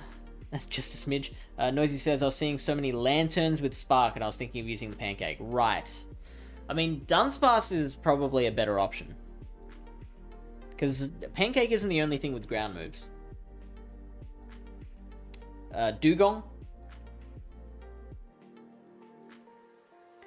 Throwing Shadow Ball is better. Dark Pulse won't kill if they call the Dark Pulse. Yes, I'm aware, but I also don't mind if they don't shield, because we're having this conversation about the Copper Gregus mirror match at the start of the stream. Oh, you probably weren't there for that, but we had a Copper Gregus a mirror for, I believe, the first battle. Or second battle. And I threw the Dark Pulse there. And someone else says, yeah, Dark Pulse doesn't KO. I'm like, I know, but like if they let it through, then I just shield and farm down. I don't know if they'd be in farmable range before they got to the second. Let's actually check that out. I want to see if they do let the Dark Pulse through, can we shield farm down?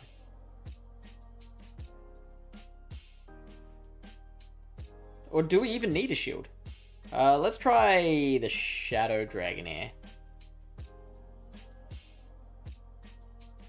Because I think that's a little more common.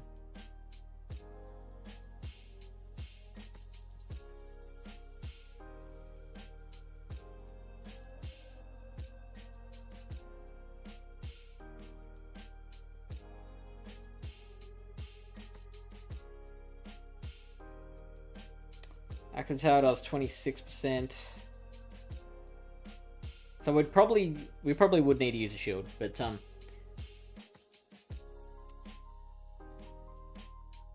yeah, they've got a shield our move as well.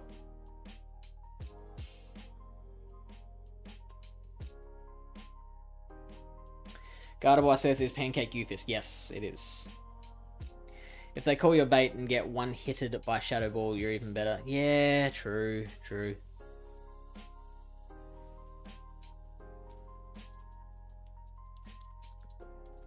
Is it though? Is it? Are they better off, or are we better off? Because then we're energy dry. Whereas I do like coming out of... I mean, I feel like it's dealer's choice. I feel like you're making a good point. I feel like my point is valid as well. I feel like there's no wrong answer there. Quagsire, yes. That's a good option as well. If you actually throw the pulse and they don't shield, you don't switch but farm. Yeah. Good call there. No problem, Noisy. Thank you for the follow, Noisy. Dunsparce is also better than Quag. There are some Grass Knot Cress as well. Yeah, true. No, you'll need a shield, but you don't throw and farm down, given they don't shield your pulse. Played Coffin a lot in Great League and Ultra League. Okay. Alright. I'll do it your way for a bit, see how it feels. I think it depends on your team too, there's too many factors. Yeah, I think team comp does play a part there.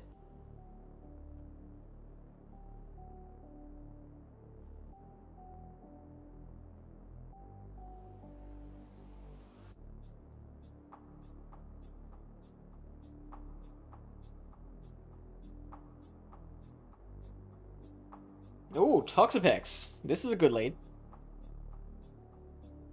1, 2, 3.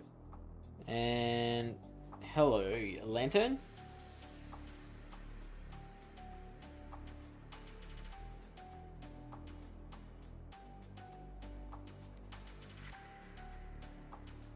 Is that 12 sparks? Did I count that right?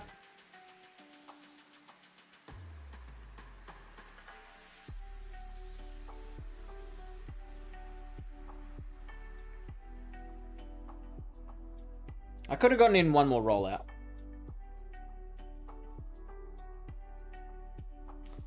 See, now I have to shield.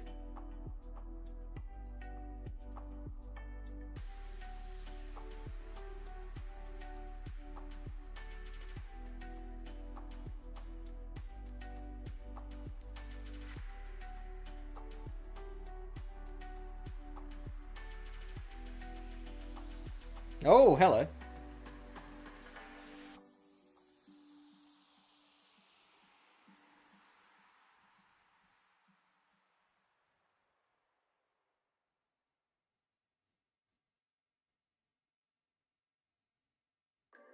They fucked up. I don't know what their plan was there. Oh, but I can't remember how much poison jab energy they had.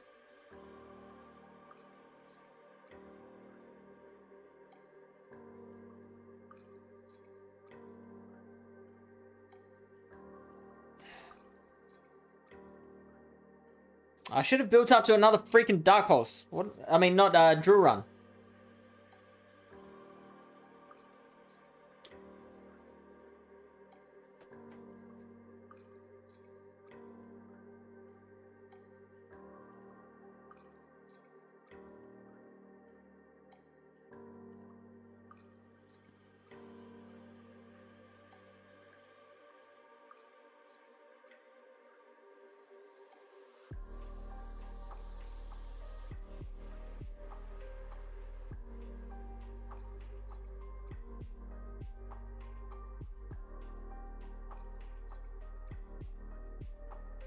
Ah, the quit. Let us go. Yes, you'd be better off if they don't shield your Shadow Ball. Then you have even shields. And a coffin with half the HP, but they miss their whole lead. Doesn't matter if you're energy dry, you can still swap if they come in with something both of your backline isn't too bad against. If one of the two would get walled by it, you stay. Even if they go out with energy advantage, you'll say, yeah, that's fair. Yeah, and if they don't shield?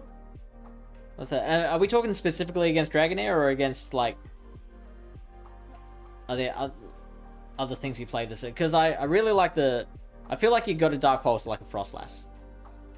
And I'm fully... Absolutely... think that your Dark Pulse an opposing coffer.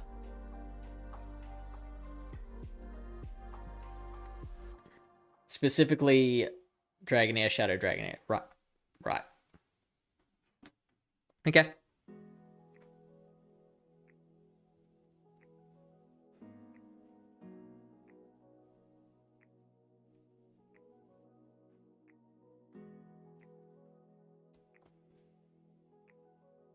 Ooh. 1, 2, 3, 4, 5.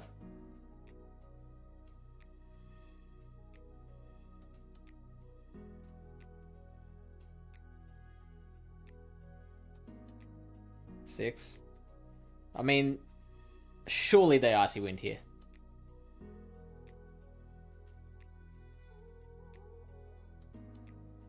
Seven, 8. That's another Icy Wind, isn't it?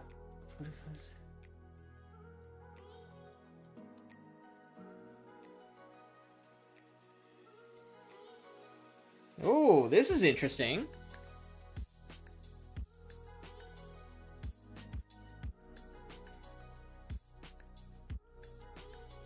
Very interesting.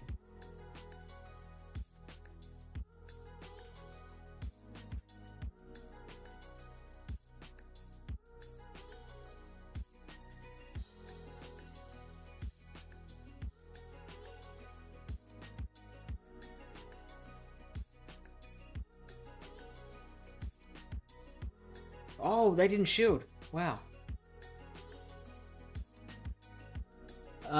Okay, so 8 times 12, you're looking at 96 of thrown to, and then 2 more.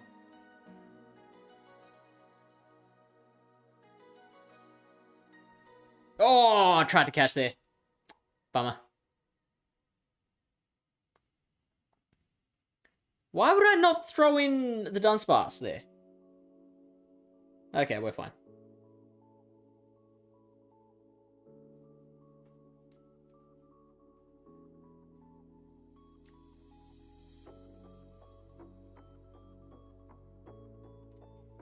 And why would I switch out after... Why would I switch out after Meteor Beaming? Like, why wouldn't I try and chip a little more, get to another Weather Ball?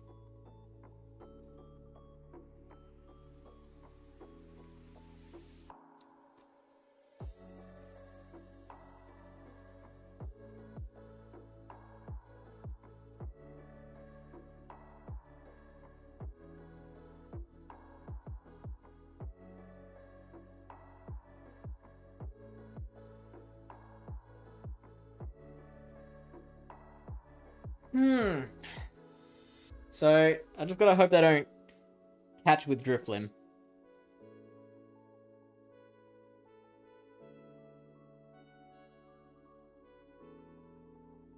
There it is. And the quit.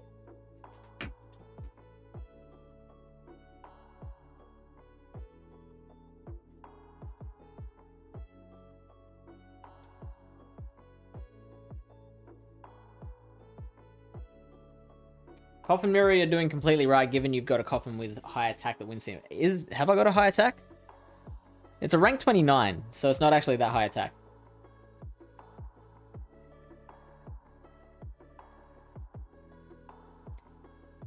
So I'd probably, if I lose the first CMP, then I'd probably try and catch the second move.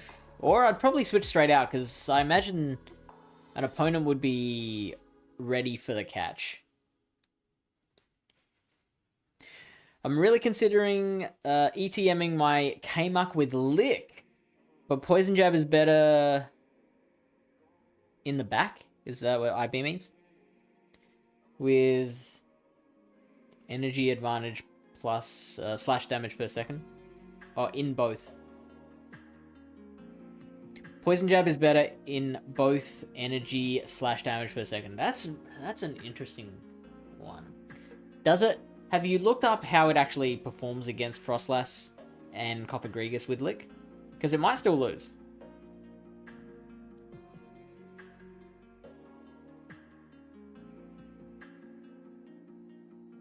Noisy saw the same team. Are you talking about the one we just played with the Drift Blim lead?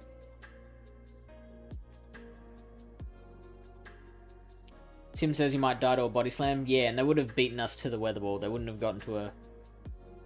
We wouldn't have gotten to a weather ball, would we?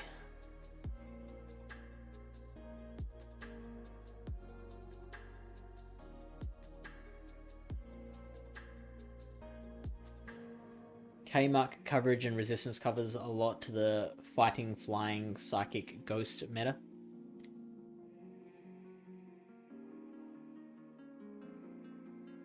With Lick, it wins the 2s versus Frost. I'm seeing a lot of them. Yeah, so in the lead, that's probably a really interesting strat. How many charge TMs you got? I have like 30 something, so it's not many, if any.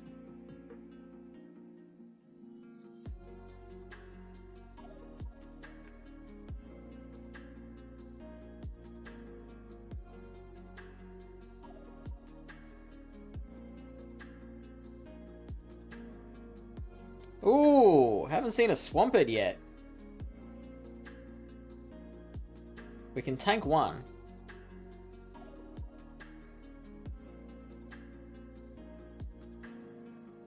Tank one Hydro Cannon.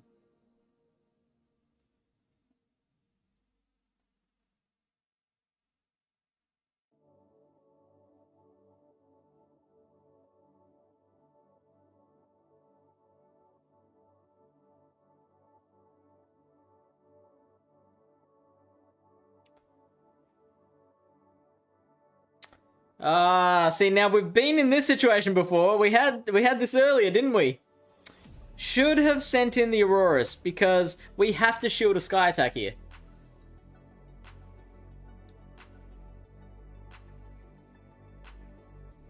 In order to win this, if they choose to double shield, we have to...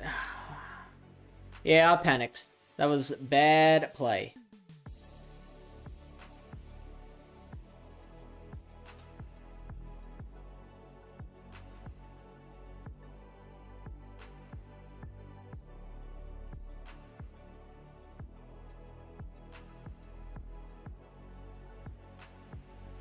The Swampert is dry.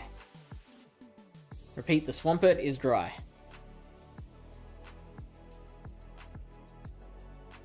That's 2.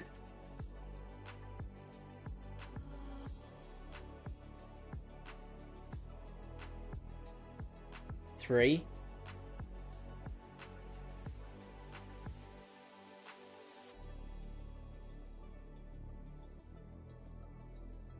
4. 5. So that's huge. We just negated the threat of the Swampert. 2, 3, 4, 5.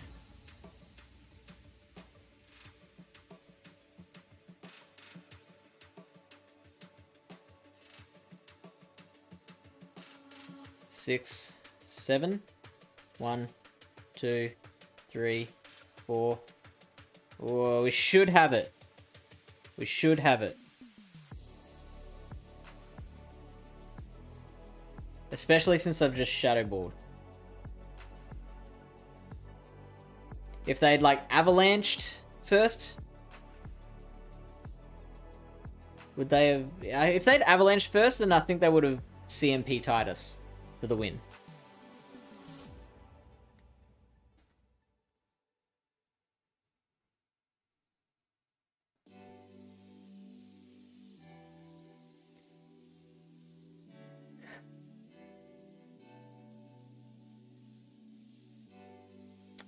Deutsch Club says 1,000,000 different teams. So I put that as the title because for the first 2 days of Retro Cup, like every team I was trying was like, I was seeing huge holes in it. But I've found this team that like I'm actually enjoying using, and I think has been working well for us. Despite like we've had 2 sets and they've both been 3-2s, but like they've been losses where we know exactly where we went wrong.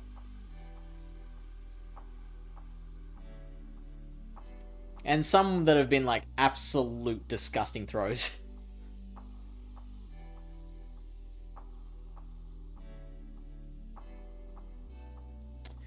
I agree. Lick wins me one more shield scenario versus Frost and Coffer than Poison Jab because they resist my fast moves. I earn 2 shields versus Frost and 1 versus Copper. I think would cause a lot of surprise to opponents seeing a Lick Muck. But there is also too many very bulky normal types, so probably not a good... Well, I mean, the surprise factor is a big, big deal. Like, a lot of... I mean, that's some people's entire strategy with Go Battle League, is just running things that people haven't played a million battles against, and they're like, what do I do? Like, you can... The Blind Threes format does lend itself very nicely to running worse moves than, like, running non-optimal moves. Just because you get the wins by confusing your opponents.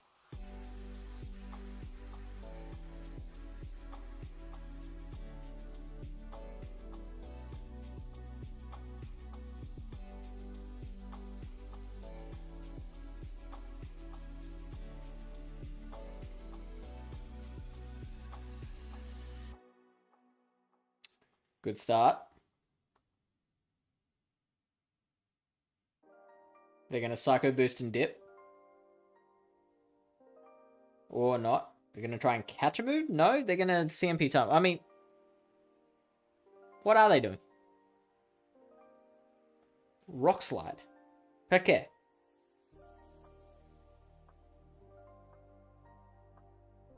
Maybe I should have Dark Pulse there. So are they ABA weak to Ghost?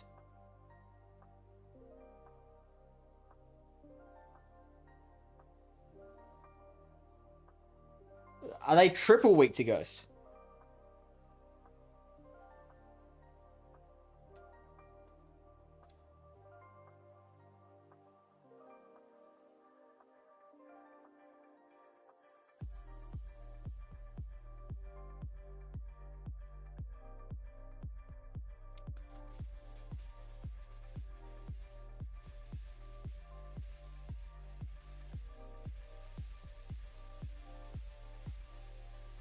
Oh, that frame drop nearly cost us.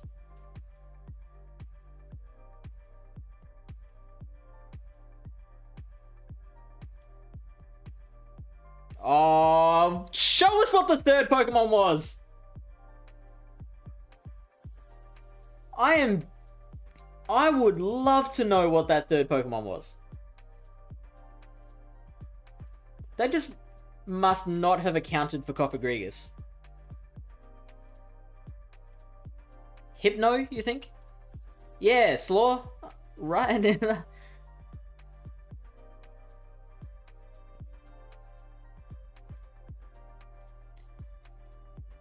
I mean, Cofagrigus is the only Pokemon that would absolutely destroy that team. I guess like any other ghost, like Frostlass you could kind of chip away at.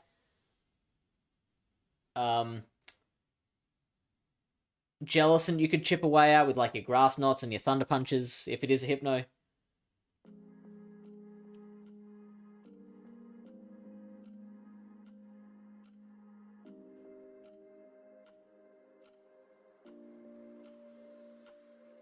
Oh, someone asked before why the chart. They might not be here anymore, but for the last few seasons now, I've been keeping track of my elo, and at the end of the season, I put it all in a line graph and plot the journey of my elo. And it really puts things into perspective of how your season's gone, because it can feel like when you get an 05 and drop 70 points, or if you lose 100 points in a day, it can feel like the end of the world. But ever since I've started like graphing my elo journey at the end of each season, like it's really put it all into perspective.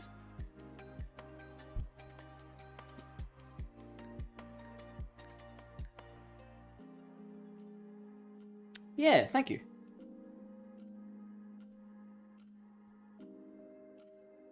Seeing the big picture, maybe lower the FOMO. Very much I loved the idea. Thank you. I know Lily Bear, who also streams on this channel, she's started doing it too.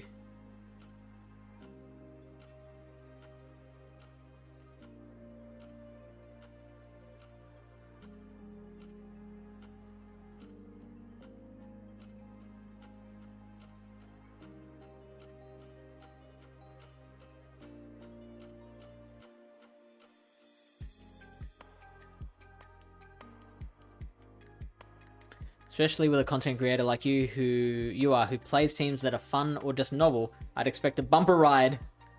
Than with most casual players who try to play what's good until they reach legend. You know what? I actually... I disagree with that. I used to be someone who was... Oh, this is a whole story. I'll talk about it later.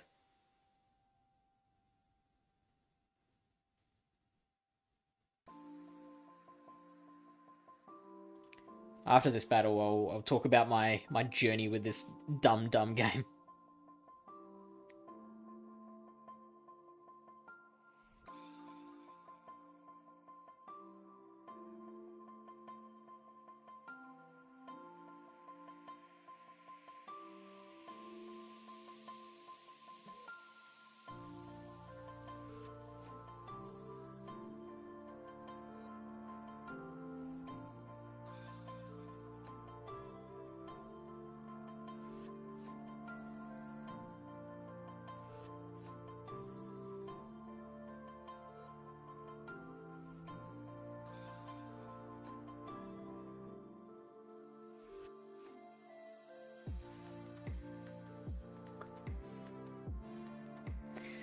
I feel like I have to respect the Psychic, because if they get it through, then Aurorus is in a butt ton of trouble.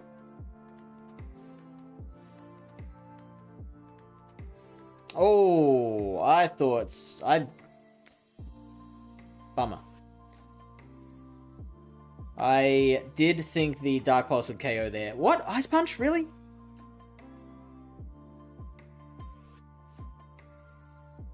But that's fine. Once we take this shield, we should still be able to win.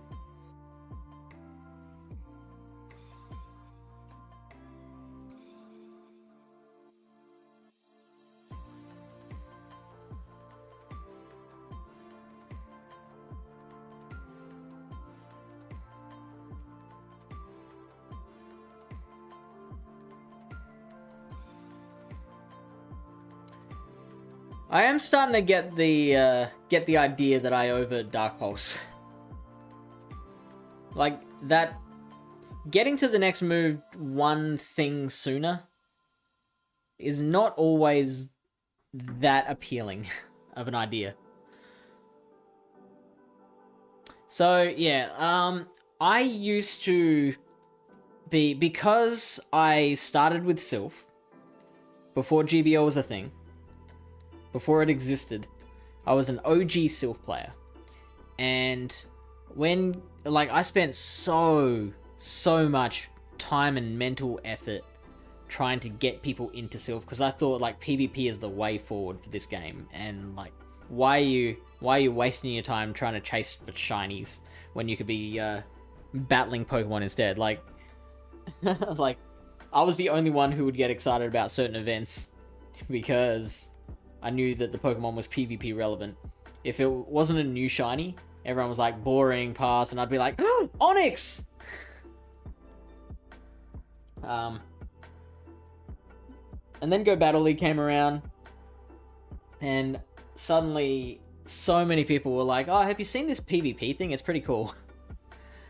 And at first I was like, great, now you've all seen how cool PvP is, now come and see Silph tournaments. You know, see how cool, this is so much better. Like, you've gotten a taste of what PvP can do, now come and see what it can really do, what it can really be. And everyone was like, yeah, but like, it's not in-game, you know? It's not official. Why would I bother? Just like nerds hanging out, isn't it?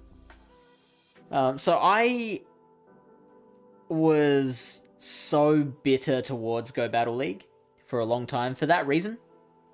And, like, there were people who, like, there were content creators like King and Zionic who were, like, turning away from Silph content and just focusing on Go Battle League content because that's where the viewers were. And again, like, at the time, I was bitter at them for that. Now I've gotten over it. Now I'm in a much more healthy headspace. And, like, of course they would do Go Battle League content over Silph. But anyway, so yeah, I used to deliberately play dumb stuff on stream. To get back to Chase's comment about playing teams that are fun or novel, I used to do that as a deliberate fuck you to Go Battle League. Like, I remember a stream once where I tried to win a Master League battle with Bastiodon. I think I did win once. But, yeah, that was purely out of just a show of disrespect for the format. Now, I try. Now I am trying to, like, I try and use teams that I've made up. That's probably where the difference is. Like, I don't like hearing, oh, well, Housedark used this team, so I'm going to use this team. I like to run stuff that I've thought of myself. And because I'm not the greatest team builder, often it doesn't work. Anyway, Stoke135, thank you for the follow. My biggest enemy in GBL is 100% my mind from B Tobacco. I've been playing it for around 3+ years, have hit legend, but every single game I enter, I still get very anxious, still trying to tame my mind against it. That's a very interesting comment, I guess. Yeah, because it's like we insist on playing the game, even though we know it causes us anxiety. And like, if we were to suggest, well, yeah, just take a break, put the game down, we'd be like, but I need to get my sets in. Halago, welcome in. Thank you for the follows, Halago and Trainer Ponce. Flash says, you also didn't want to spend dust on Master League, right? That's true. Well, yeah, I think that was true. I definitely remember that I was so against Little Cups, but I've calmed down on that as well.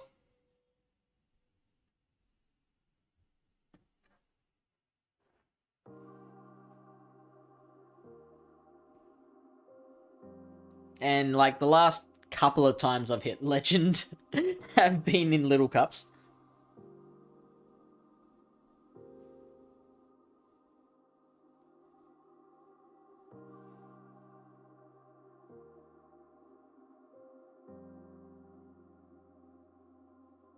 Ah, that's not good.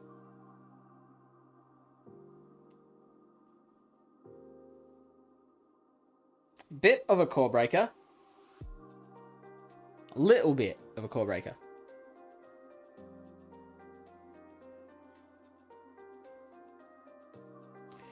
Ooh.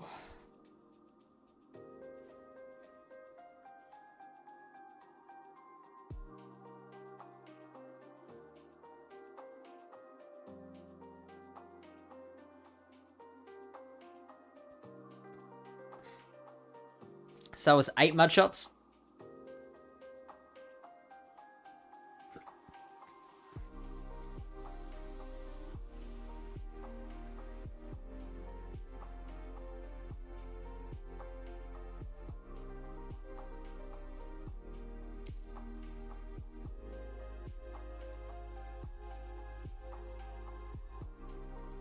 I think Dunsparce wins CMP. I hope Dunsparce wins CMP. Okay, we'll never know. Then there's no way to know. There it is. There's that shield.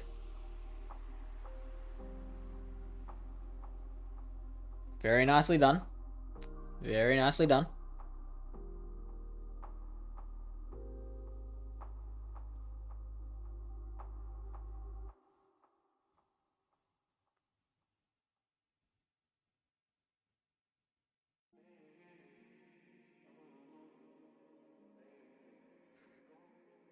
I think we'll go for a complete farm down.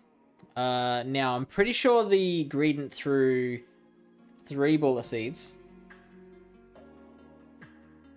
Oh, that's disgusting. Which means it has 4 energy, if that's the case.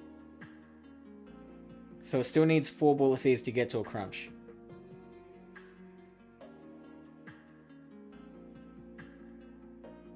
It can probably just body slam from here, to be honest.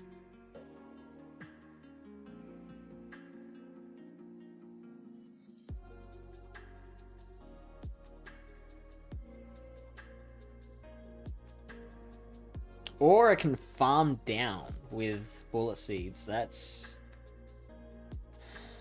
I'm gonna go for the switch out.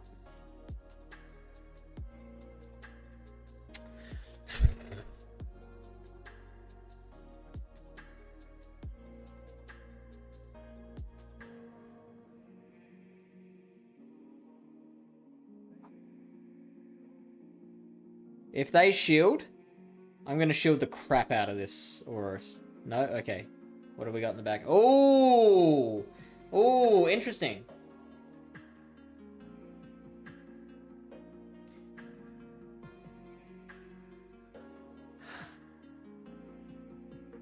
That's going to be an avalanche. Yeah.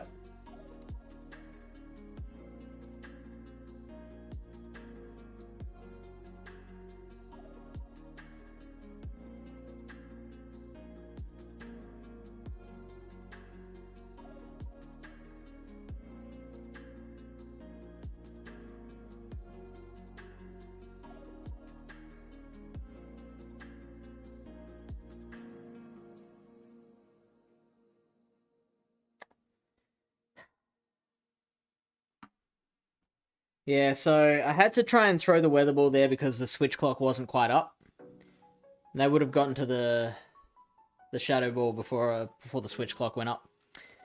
We came actually pretty close there. What could we have done better?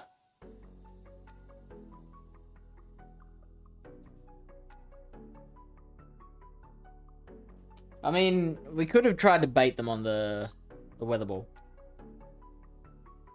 On the meteor beam. Also could have maybe banked a Dark Pulse.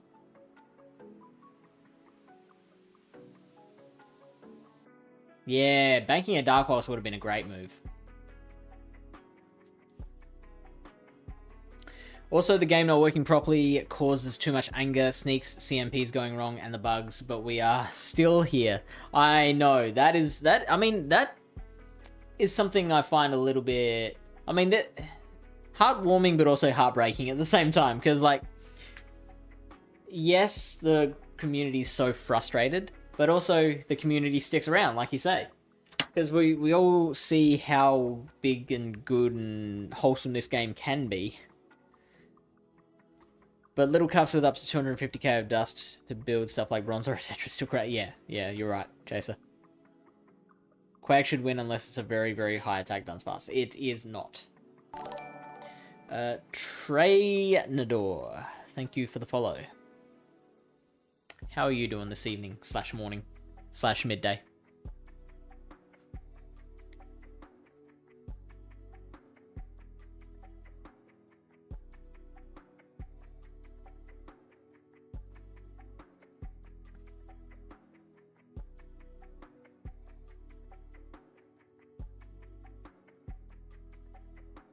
Okay, good start. Good start. Can I switch, please? Oh, I hate it when it does that.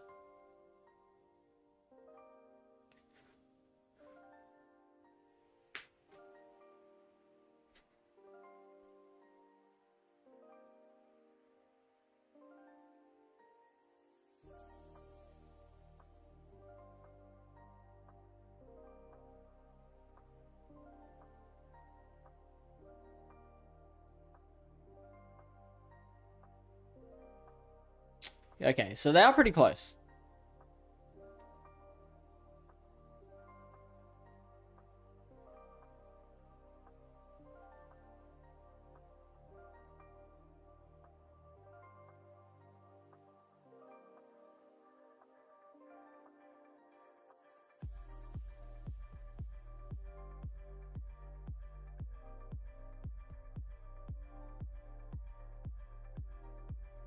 Nice, we get through a rollout. Oh, Power Whip. Oh, I did not see that coming. That is a nice play, sir or madam.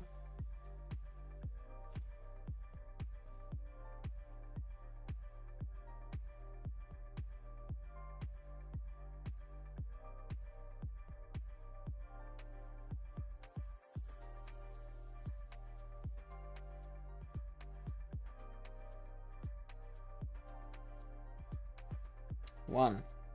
Oh, really?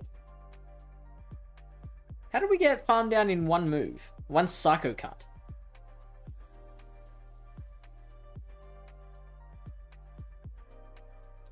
Ooh.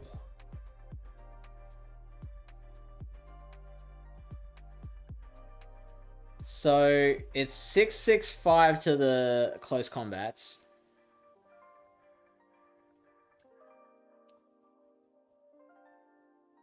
If we get their second shield, we can Dark Pulse them to death.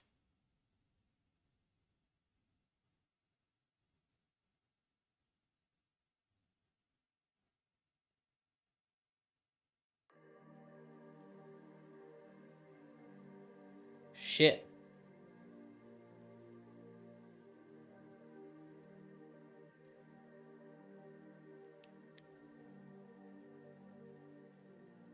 Oh, we're gonna lose, aren't we?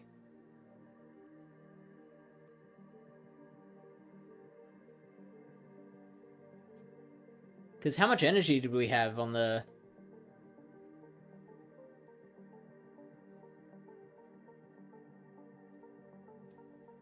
Oh, that's lucky. Okay. So, we have to survive a Moonblast.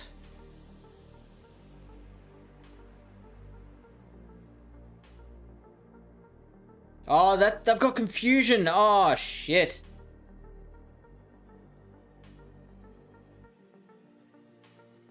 Oh, we lose.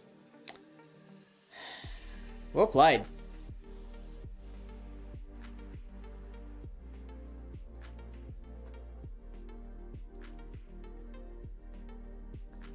So I guess we had to call a Night Slash there.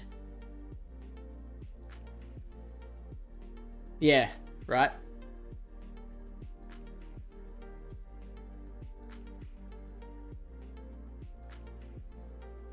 What else could we have done?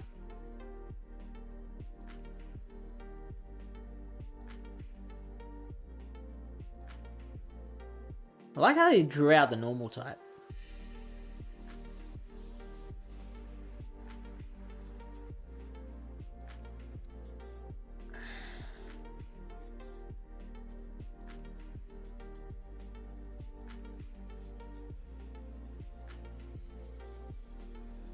I mean, what else could we have done other than just calling the bait?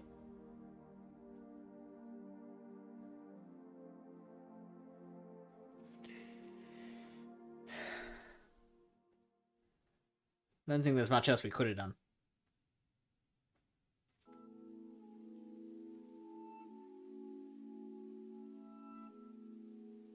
We can always switch in the dance pass a little earlier. But I don't know what that would have achieved. I don't think that would have made a difference to the battle. So I played this enough during single type cup to know that Coffer actually loses this in the ones.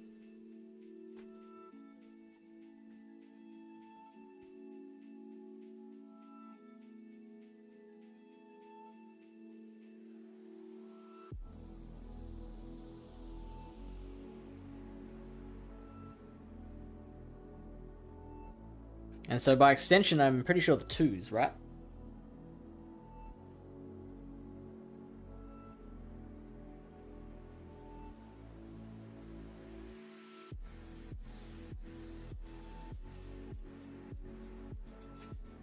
They'd have to have anti-fighter. Okay, nice. Nice switch in.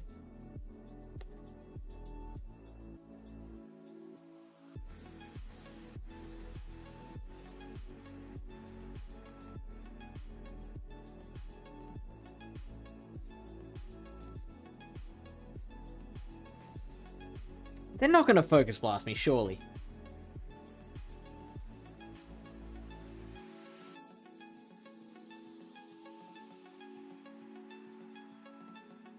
Surely.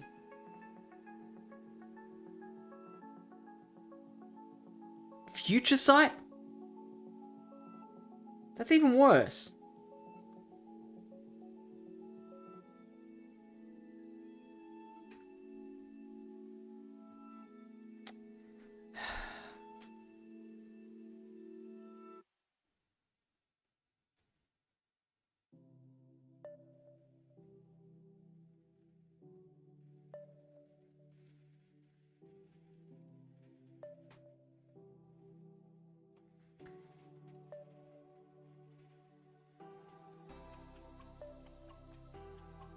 Oh, yes.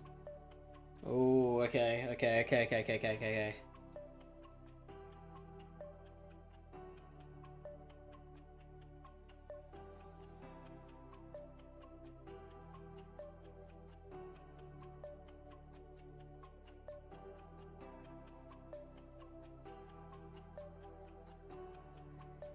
Son of a bitch. Oh, of course, they weren't up to back-to-back Dark Pulses yet. Son of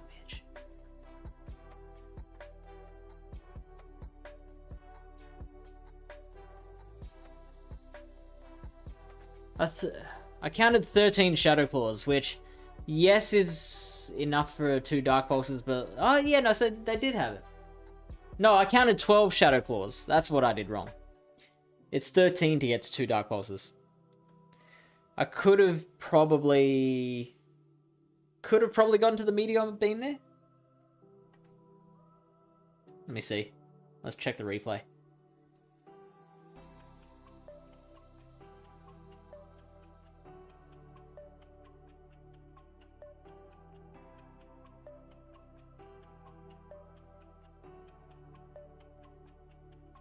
Fuck. I could have gotten to the Meteor Beam. Oh, massive throw. Massive throw.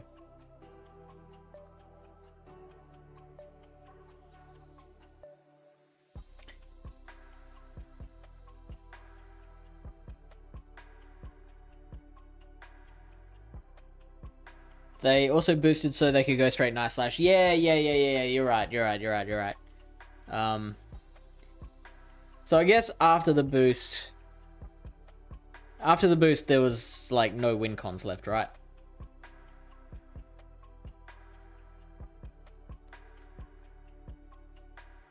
Survived with 0.5 HP.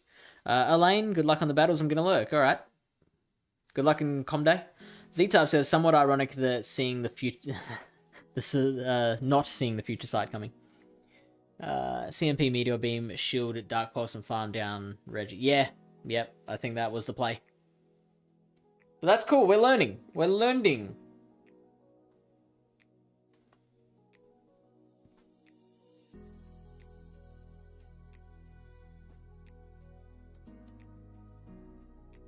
You're dead. Hi. Welcome in.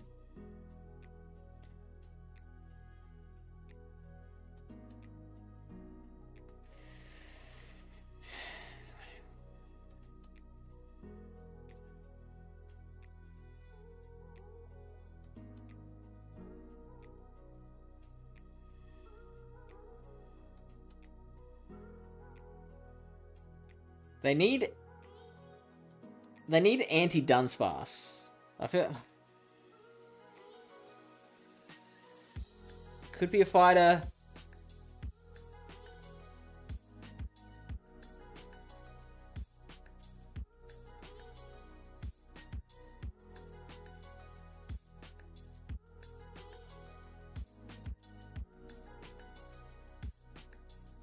Normal type coming out.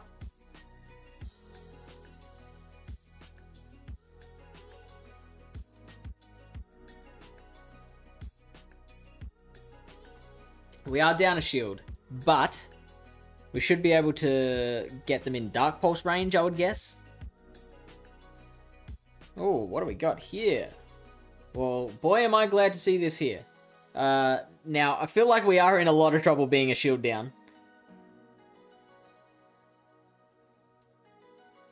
Can we maybe get the Blastoise in Shadow Claw range? They'd have to no shield, which would be even worse for us, because trying to take out the Dunsparce with a... what's it called? Trying to take out Dunsparce with the Aurorus when it's got 2 shields would be problematic. Oh, I hate that farm as well. We're in a lot of trouble. Yep, I think we just call this one a game, shall we? Let's just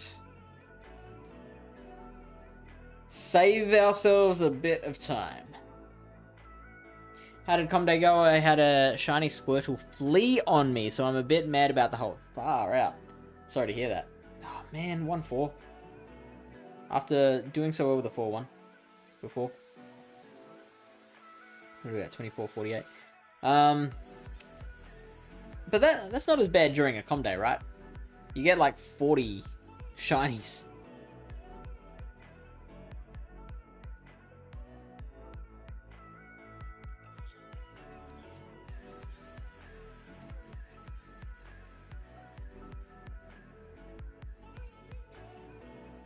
What is this in Pokemon Go? What do you mean, what is this? It's the PvP feature. I was on a plane for most of it, so I only had... Oh, no. Are you one of those people who likes to have one of each stage? 3, 4, 5, 6, 7. I knew it was coming too. Okay. I'm gonna try sending in the Aurorus.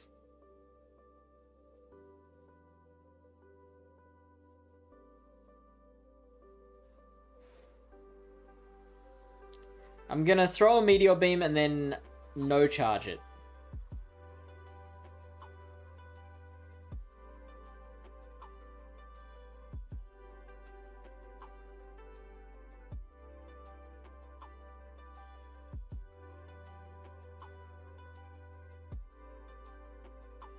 Well, that didn't work.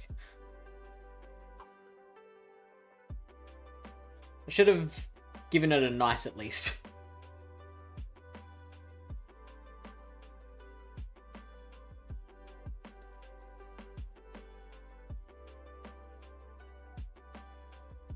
Oh, that's interesting.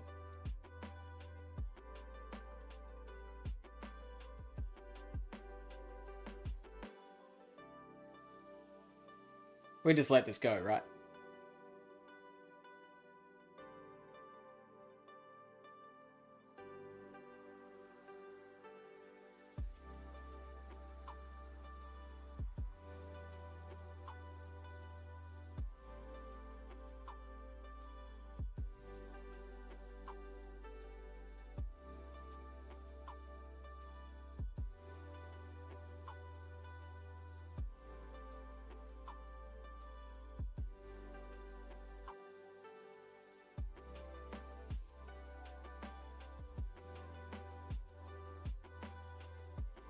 Where do we use our shield? I think we got to use them here.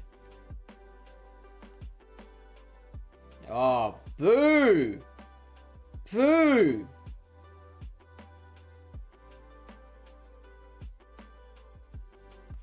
See, we over Dark Pulsed again. That was not a place for a Dark Pulse.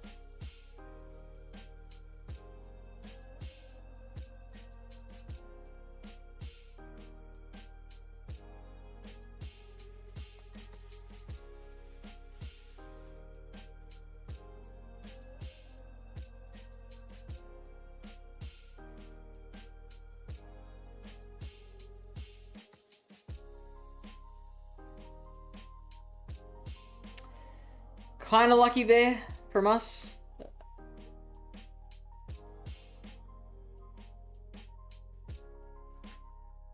They outplayed the absolute crap out of us.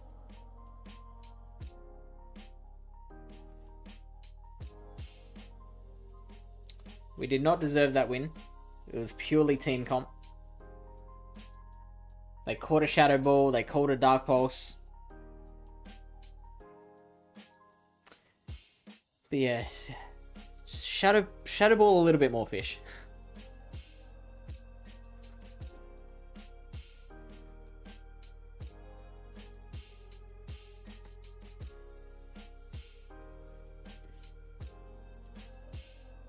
The combo of respect, the Golden Raz and Ultra Ball. Your Dead says I'm a bit new to Pokemon Go, so when you get to a certain level, you unlock battling as a feature. So this is the Go Battle League feature. You build up Pokemon.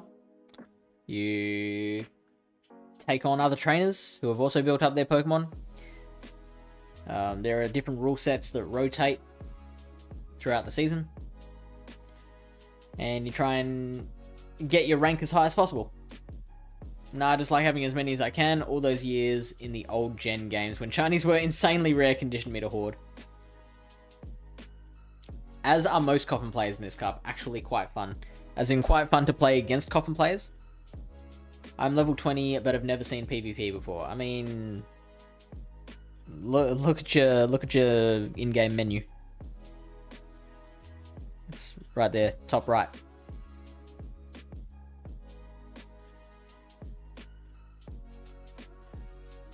Hey, Ben. Oops. How you doing?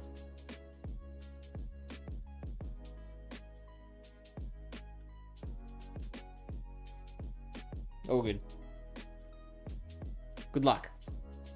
And see you at a future World Championship. Now. We're gonna try the Chaser strat and go straight Shadow Ball.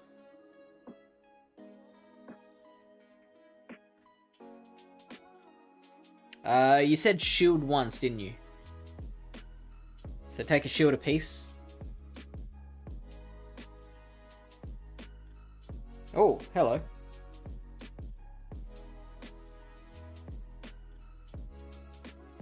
Well, that didn't go to plan at all.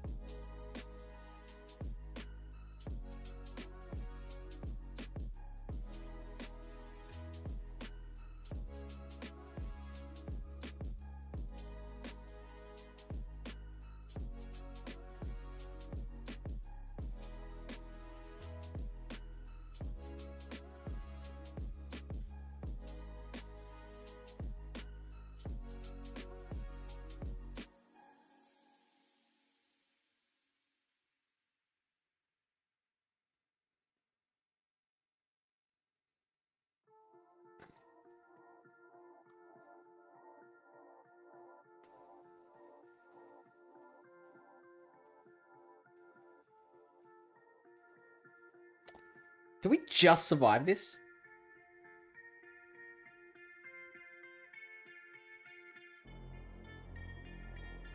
LFG.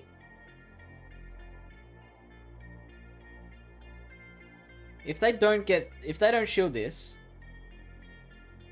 we can set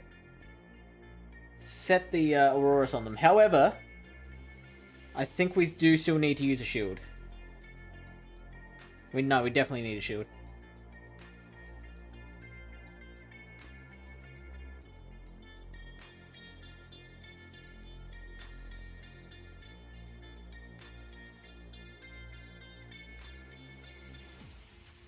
Body slam? Really?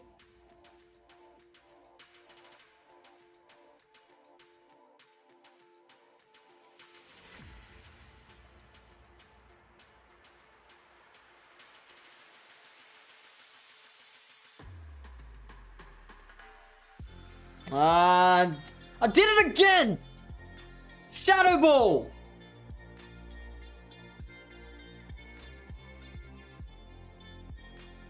You idiot!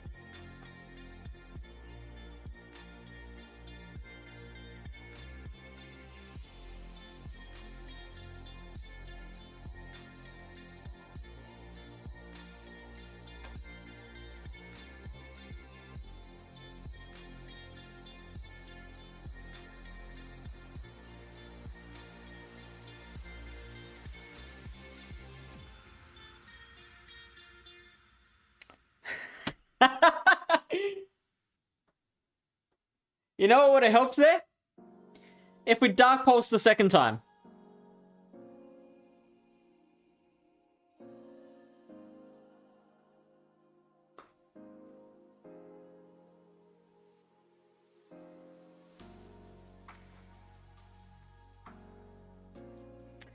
I'm doing well, Fish. How about yourself? Yeah, pretty good.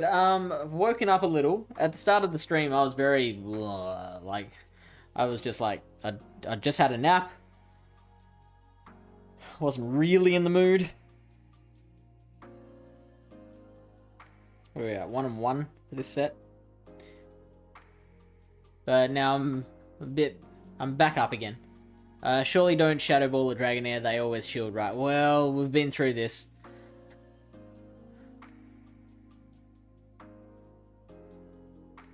Yeah, you know what,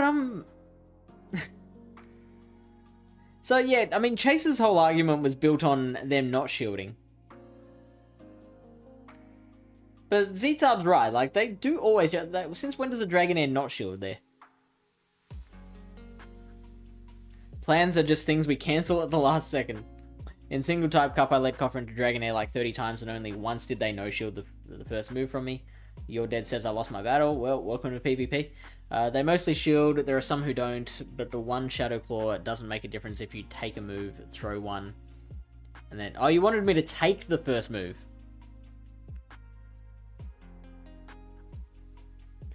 Go to YouTube and search for PvP explanations. There's a lot of mechanics, team building, and more to learn. In Single Type Cup, they no-shielded quite often since most Coffin users only Dark Pulsed.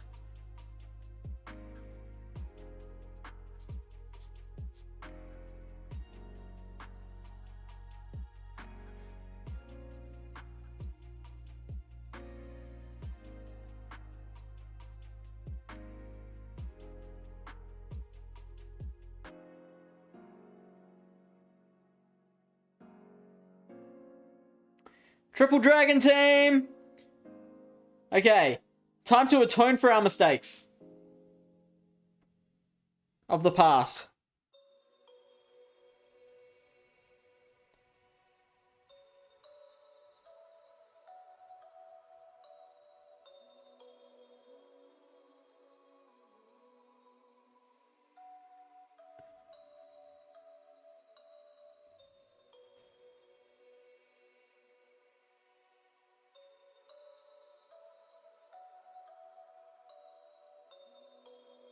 Well, that's gross, but that's fine. We just don't shield anything until we get to Aurorus.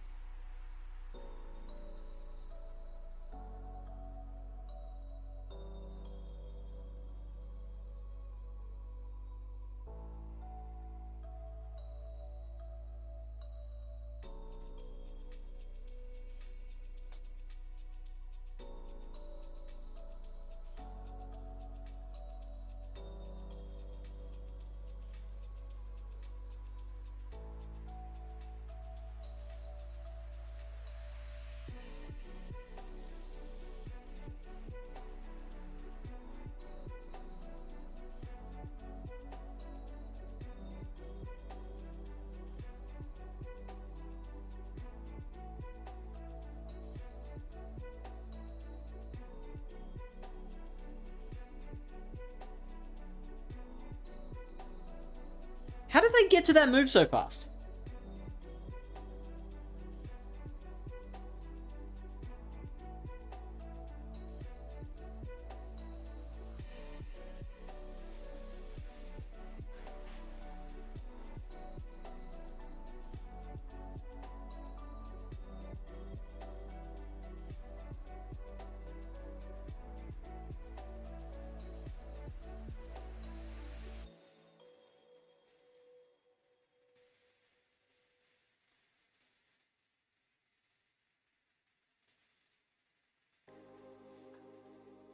And game.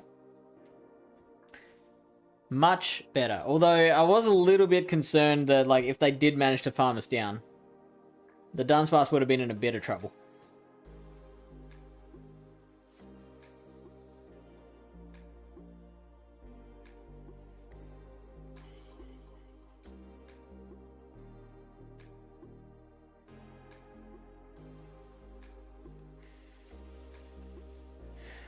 Hey, Pespy.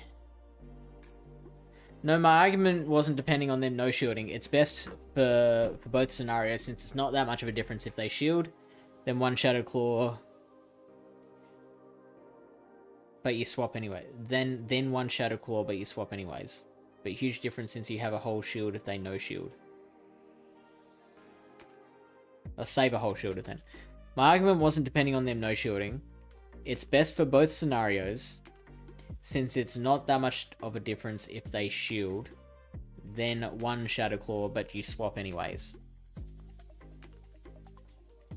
But huge difference if you have a whole shield if they no shield. I keep saying have. Save a whole shield.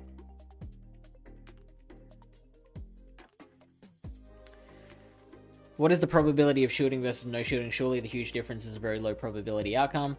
So I'd go for Shadow Ball in any case, and yes, take an Aqua Tail before swapping. Smart Dragonair, Dragonite players don't throw as soon as they can, but build up to 2 moves and shield your charge move, but most aren't playing smart versus Coffin leads.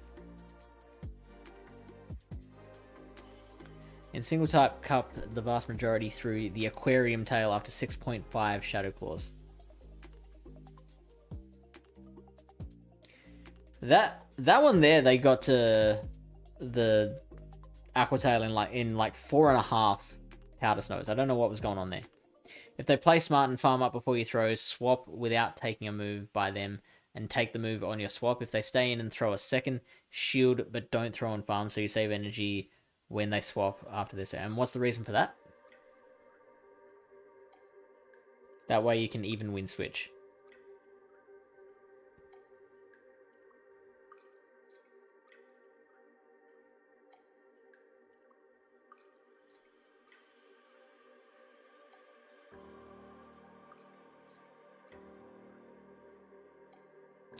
I mean, I can't farm with Dunsparce, and I can't swap in Aurorus when they've got that much energy.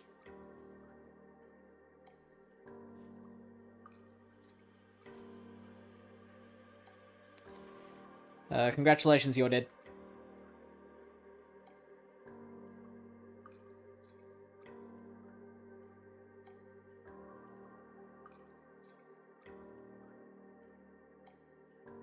Ooh.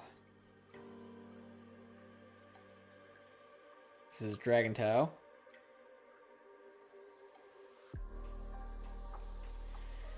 Oh.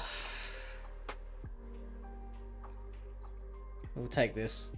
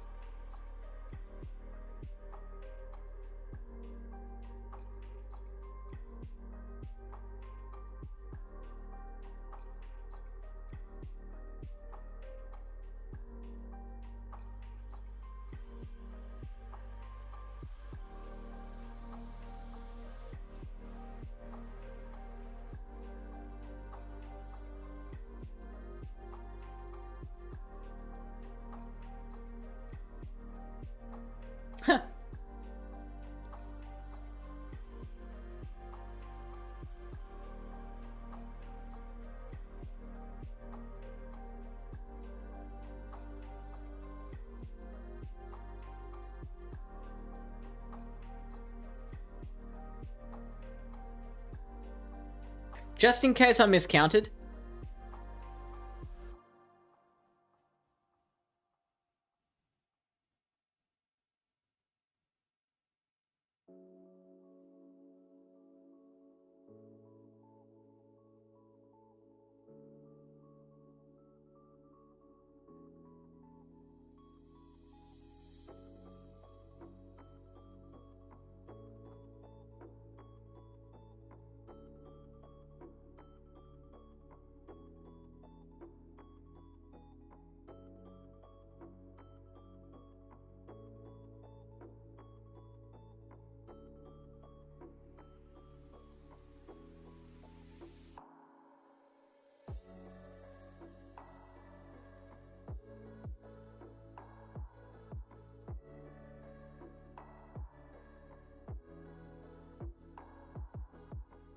We stay in, right?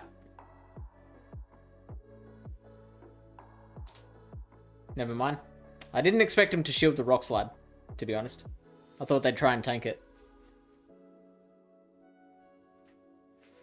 Yeah, so Aurorus is a bitch for triple dragon teams to handle. The triple dragon team works because Frostlass is the main ice in this cup.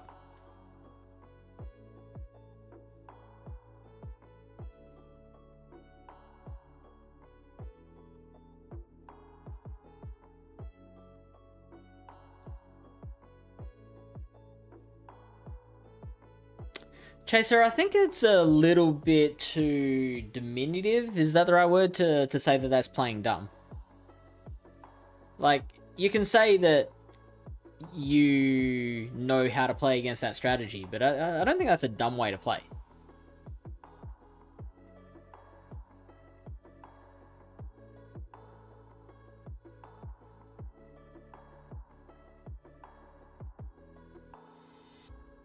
Oh, hey, Beastad.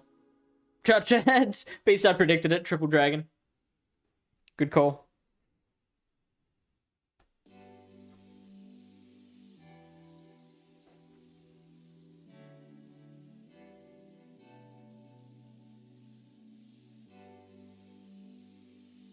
Suicune.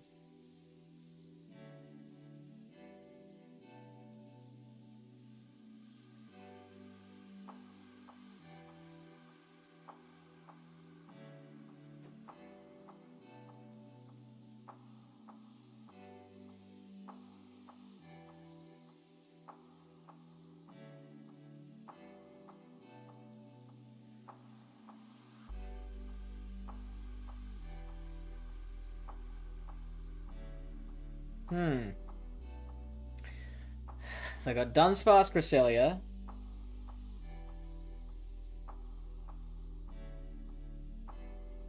Poor timing there. So I'm guessing another anti-fighter in the back.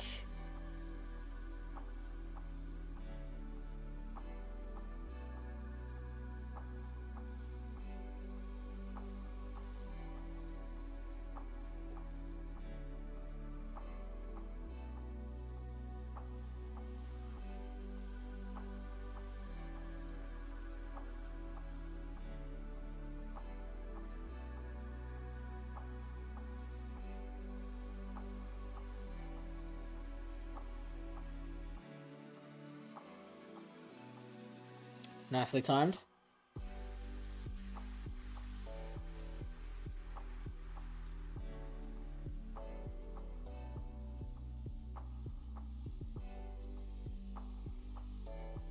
Probably should have tried to win switch there, I think. Rather than... Like, I was thinking, oh, I'll get a bit of farm on Coffee Grigus, but no, that... Trying to win switch was more important.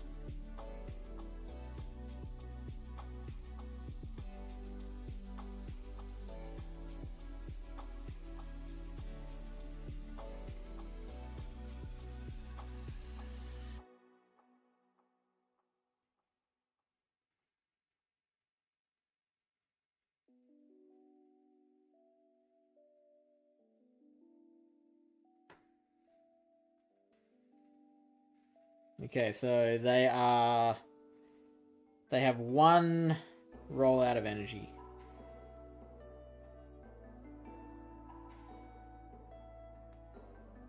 So they can roll out down now. Oh.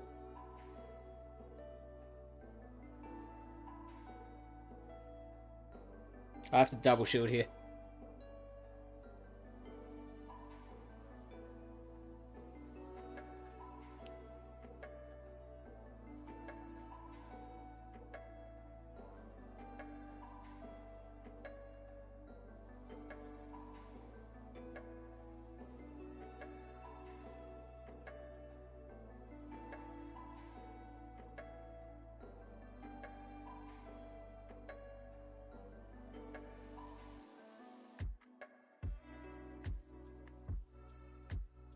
Nice farm down.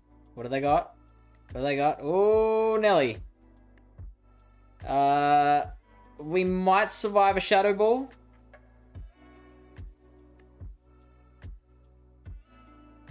Three, 4, 5, 6, 7. Oh, this will be tight.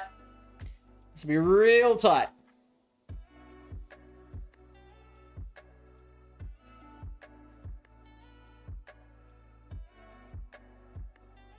Not good enough.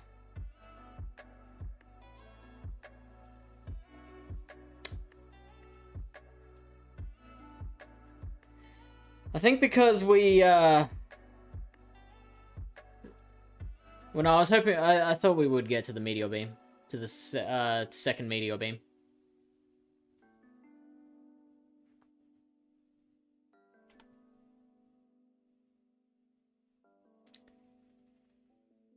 I mean, we finished with a 3-2, so happy to finish positive. I don't think we could have caught because the switch clock wasn't up yet. But I think because we got through that Meteor Beam the first time, it made me just keep throwing straight Meteor Beams every other time when, like, baiting was the right play.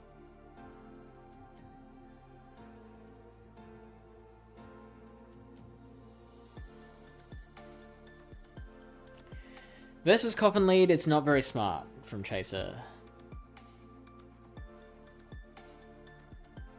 I suppose I won almost every Dragonair lead in single type cup, so maybe they are playing it dumb, or just they couldn't handle a Shadow Champ with shield advantage. Shadow Dragonair players tend to want switch at all costs, so cups without hardcore RPS cores that can't be overcome with shield advantage are the Kryptonite. The thing is that their first charge move can be taken easily by Coffin, goes for Dragonair and D-Knight the same, so if they throw before your Shadow Ball, you just take it but don't need to shield and can swap. They will need a second... Yeah, but giving up swap is a risky thing. Like, I'm taking issue with the calling players dumb that don't play it a certain way.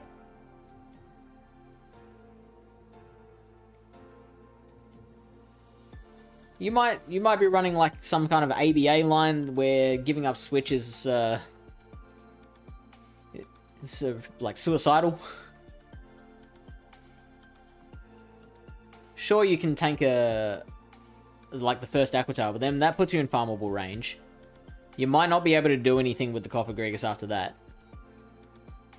If you tank an Aqua Tail and then they shield whatever move you've got, then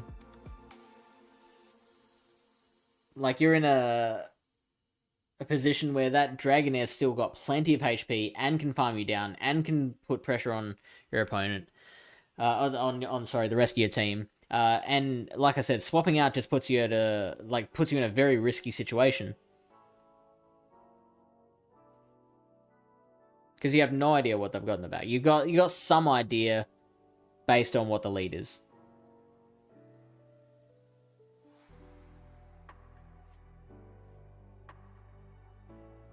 I preferred to go with the Dark Pulse since he threatened the second Dark Pulse slightly earlier in the end game to force them to throw earlier.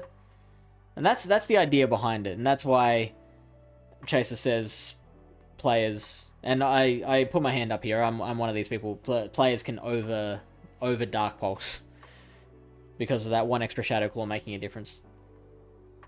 In case they shield, that's fine, but in the cases they no shield, you will lose a shield for saving one Shadow Claw when there's no need to save it. We've been over this before in the stream. Yeah. I get the idea, but like what Z-Tab is saying is that the amount of times a player no shields in that case is so small that like it's a game of I don't know how much of a poker player you are, but the analogy I always come up with to explain game theory is that when you've got two aces in your hand, the idea is to get all your chips in against one other player before the flop, before the cards come out on the table.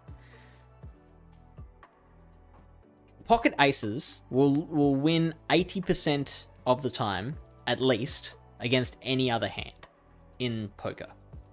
But it means sometimes you lose. But the 20% of times that you get all your chips in and you do end up losing doesn't make it a bad idea to have gotten your chips in. It was still the right choice to get your chips in. And I think that's exactly what, like, that's perfectly applicable here, where the 5% of times that they no shield, yes, that might come off badly for you, but and I'm also making an argument that that doesn't necessarily come off badly for you, because you still get, you still get to farm them down.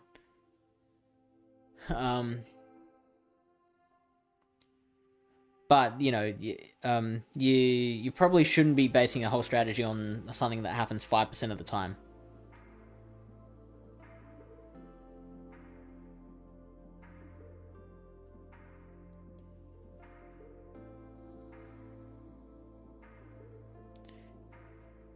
I just chucked the Charmer in to delete it. Obviously hard to do in this cup. Okay, with the Charmer in the back, you can afford this, but you'd lose Switch even if they no shield in that case. Well, I mean, yeah, you're saying that losing Switch is a bad thing. If double charm, it doesn't matter since you'd swap anyways. But if you have a single Charmer, that'll be gone after using that tactic.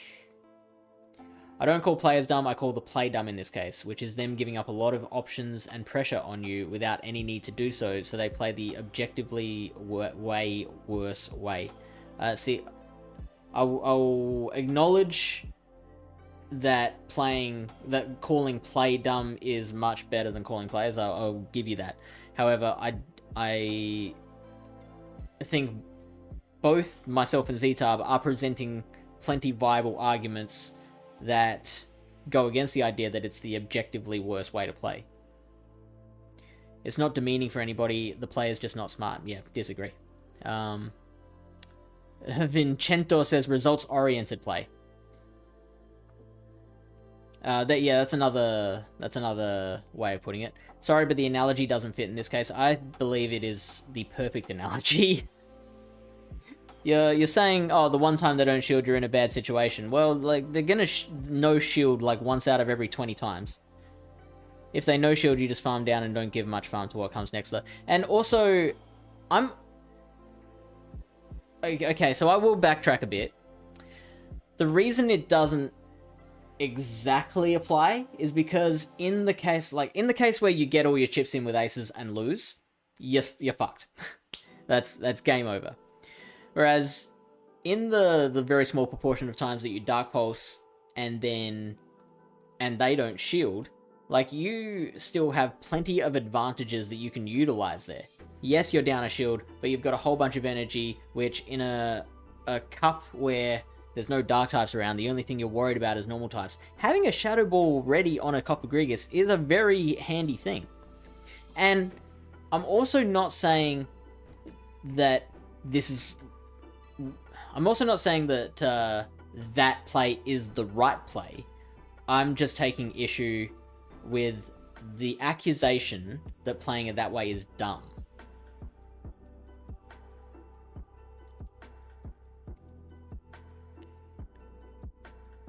If they no shield, you farm down and don't give much farm to what comes next. So yeah, that's what I'm saying, Z-Tub. I think it definitely applies. Even if the right play on their part is to no shield, they almost always shield in the lead. And I think that the right play being to no shield is a very questionable concept. If we sat down and did all the mathematics on the game theory behind every possible, backline they could have, then maybe it would come up with, it is the game theory optimal way to play for them to no shield. Again, the issue is more just calling play dumb. I don't think it's dumb to no shield as the Dragonair or shield as the Dragonair, and I don't think it's dumb to throw a Dark Pulse. Maybe if it helps, if seen from their view. They win the lead versus Coffin. They will need 2 charge moves against Coffin in any case, no matter what. Is that the case? Can't they just one shield farm down?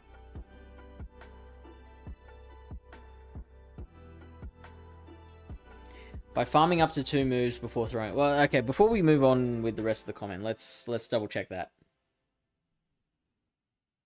Are you talking Shadow Dragonair or regular? I'm gonna go with the Shadow.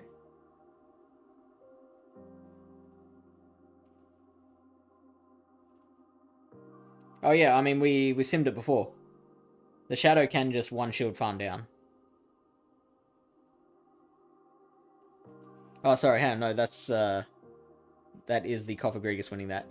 Sorry, that is, so if we shield that... Okay, they do get to a, oh, hang on, no, we get to a the Dragonair gets to a second move as well.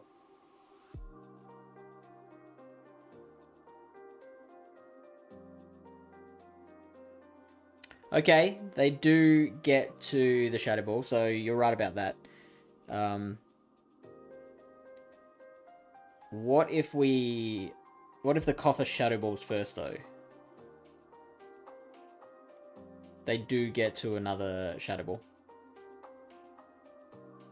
Oh, no, they don't. They lose on CMP there. Oh, not CMP. The Dragon Breath goes through. But anyway, so... They will need 2 charge moves against Coffin in any case, no matter what, by farming up to 2 moves before the... Oh, sorry, yeah, no, they need 2 charge... Sorry. I was reading that as shields. They need 2 shields, which... Yeah, no, yeah, they definitely need 2 charge moves, you're right. No matter what, by farming up to 2 moves before throwing, you have moves stored in case they swap in something else.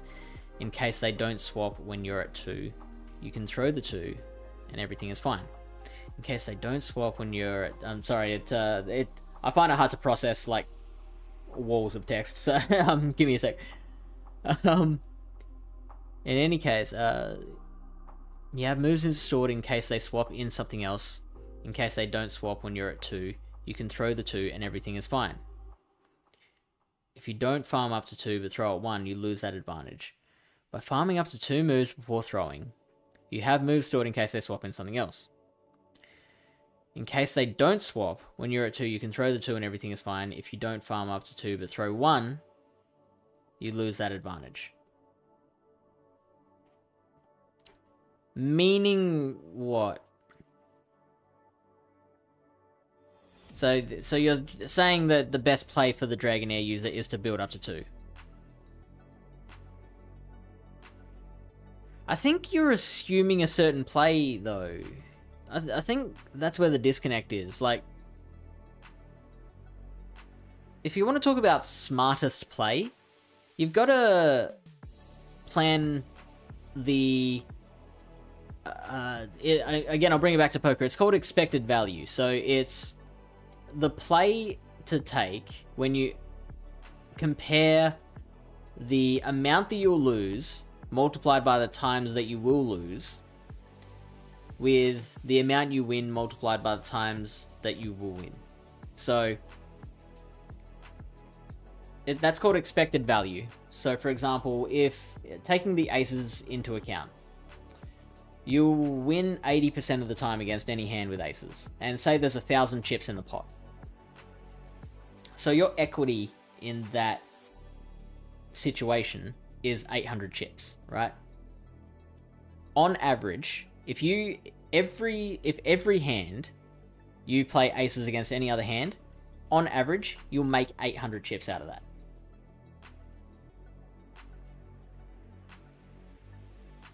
Which is why the optimal play is to get it all in. Now, to compare that to a losing situation, you might have like Queen Jack versus Ace King. You're like a 40-60 underdog. So when you win 40% of the time, you win 1,000 chips. When you lose 60% of the time, you lose 1,000 chips. So your expected value is minus 200.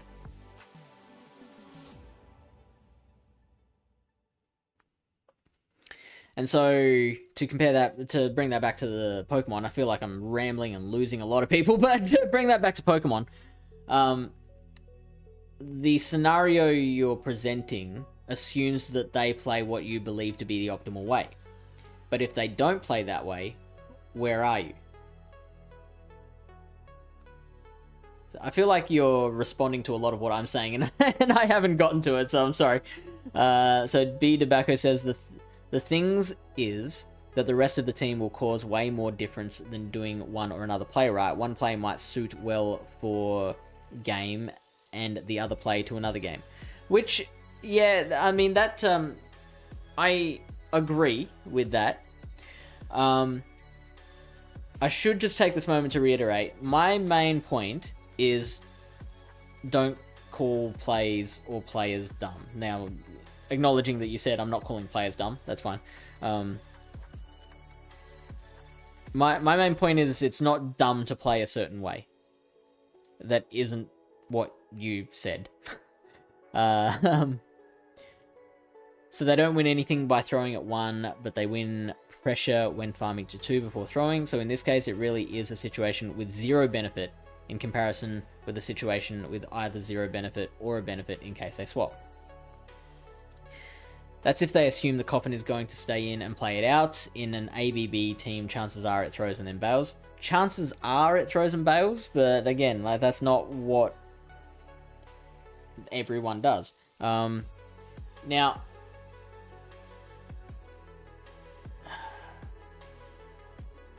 if you can apply frequencies to certain actions, then you can start making better plans based on that. So we're saying that so myself and ZTub are applying a frequency to players shielding a Dragonair, right? We're saying, like, just of course, this isn't an exact number, but it's enough to get you thinking about what the optimal plays might be. So we're saying like 5% of the time, a Dragonair will no shield the first move.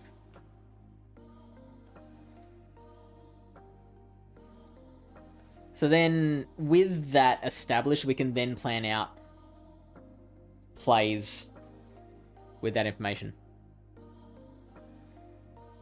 The Shadow can't one shield and farm down in case you use a shield for their second move.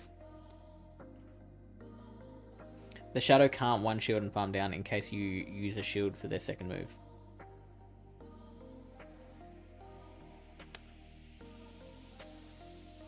If we just established that the Shadow can farm down. I mean, if you let through the Shadow Ball, if the Dragonair lets through the Shadow Ball, then they're gone.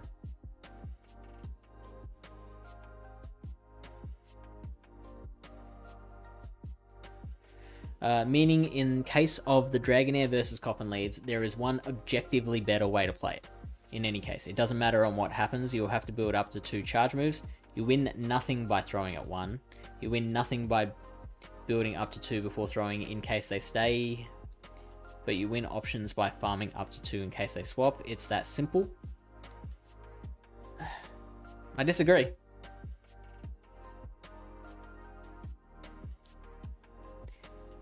It has nothing to do with probabilities or game theory in this specific case. Well, I mean, that's what we're talking about. We're talking about game theory.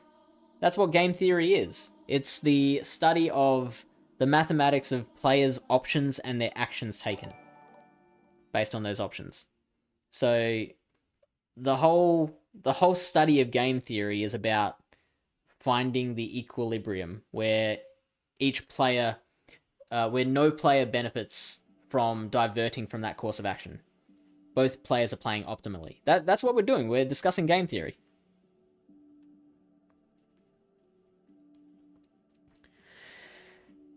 They force you to make the choice to shield first or not is what they gain. Yeah, that's something. It's only not valid for them swapping out of their Dragonair versus your Coffin lead, and that is swapping out of a winning lead. It's only not valid for them. Thank you for the follows, Well Endowed Penguins and Zephyr5. We're debating game theory at the moment.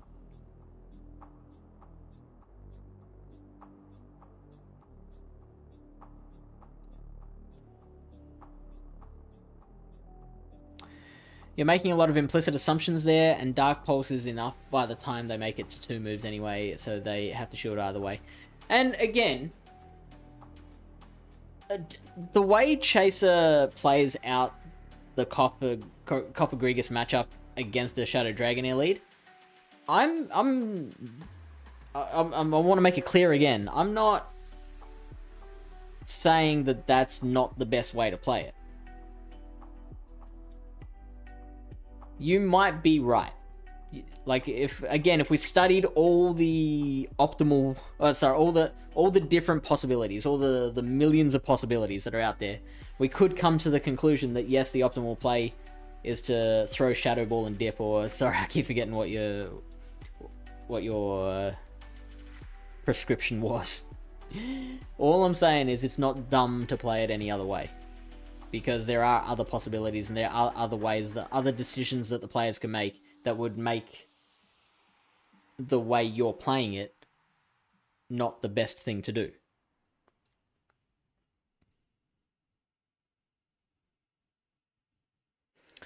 In this specific case, Coffin versus Dragonair lead, there is a way to play that gives you an advantage, and there is a way to play that it gives your opponent an advantage.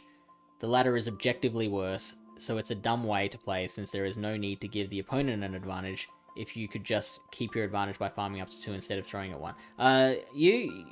You're now talking from the perspective of the Dragonair player. So I feel like, which I'm not criticizing you for, I just want us to be on the same page if we're going to have a constructive conversation. But, There is no way to play that gives... There is a way to play it. Yeah, and I think that's too binary. You play this way, you have an advantage. If you play that way, then your opponent gets an advantage. That's just not true. I don't think. You're dead. Thank you for the follow. It has nothing to do with if they shield or no shield or shield. Nothing. Well, how does it not factor? Because you're making a choice. So they're faced with the first decision, right? Well, I mean, both players have decisions at the same time, because like at every turn, players can choose to swap, so they have that decision point. But let's assume for the moment that no one has the choice to swap out until at least one person has thrown a charge move. The Dragonair player has the first choice of action. What was my point going to be?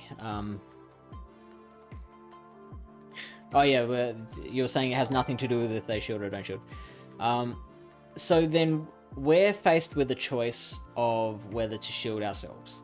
Then immediately after that, we throw a move. We have the choice to throw a move, and they have the decision to choose whether they shield or no shield. Now, already that's 4 different possibilities. Like, so they throw and we shield or no shield, then we throw and they shield or no shield. That's already 4 different possibilities, ignoring all the times that we could have swapped out. So there's hundreds of ways that just that first 7 seconds can play out. So we can't just say it's got nothing to do with if they shield or no shield, because like the game can branch out in so many different directions based on what happens. Z-Type says, feel like the conversation has flipped from the Coffin Shadow Ball versus Dark Pulse to the Dragonair optimal strat, but the best way to play the Dragonair is irrelevant to the best way to play the Coffin, which we started at. If they're always going to shield, why not throw the Dark Pulse? I will actually... I'll push back a little on saying that the Dragonair plays are relevant, because I think what I'm saying is that both sides are making decisions, and those decisions then inform how we react in future decisions. Zephyr 5, I don't know if I think I did say thank you for the follow, but welcome in.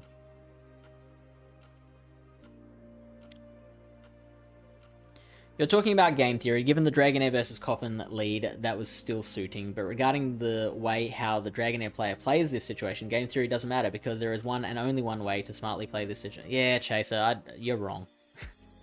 There is not one and only one way to play the situation.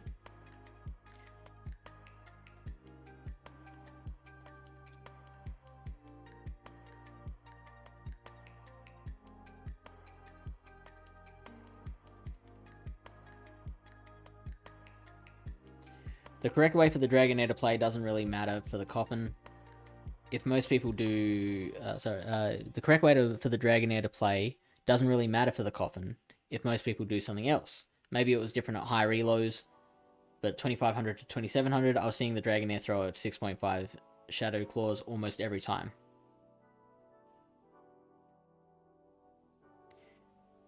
Which could be the less optimal play. Like I'm not, I don't know the answer as to what the optimal play is.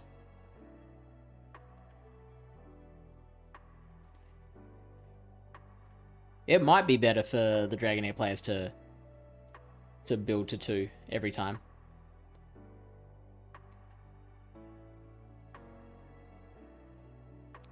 I don't know if you want to include the meta as a factor to consider, because in single type cup where there are a lot more fairies around, I would actually say building up that much spare energy is more likely to be a bad idea than a good one.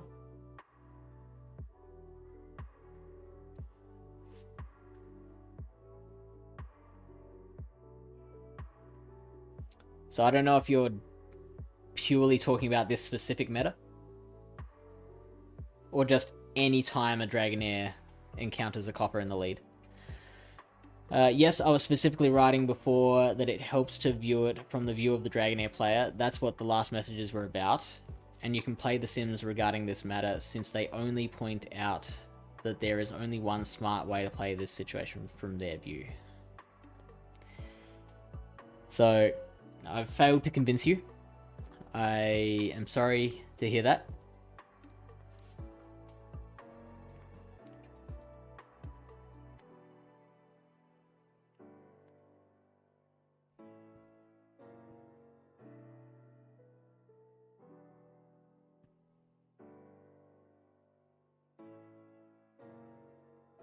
Let's find someone to raid. VB5215. Let's do it.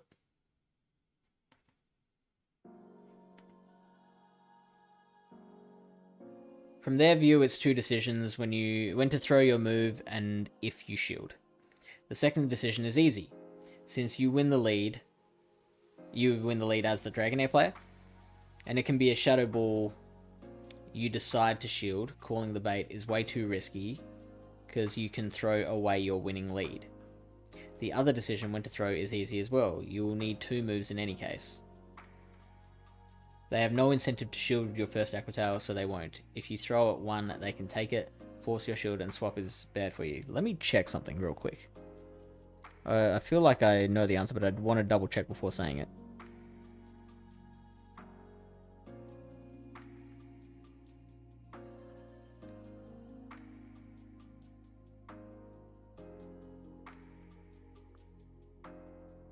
Okay, so now what happens if we don't throw the Aqua Tail there? So I wanted to double check that we get off two Dark Pulses. If we Dark Pulse the first one rather than Shadow Ball, do we get off a second Dark Pulse? So the answer is yes there. Now let's build up to two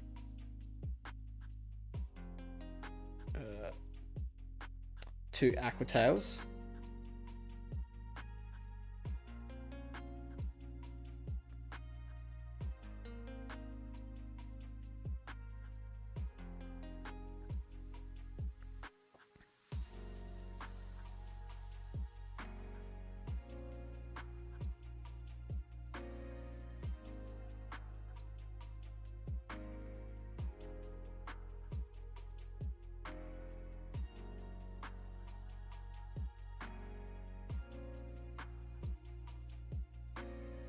So here's another way to play it. So in the two shields, yeah, of course, Dragonair's getting to another... There we go. Dragonair's getting to another Aqua Tail and it's just surviving.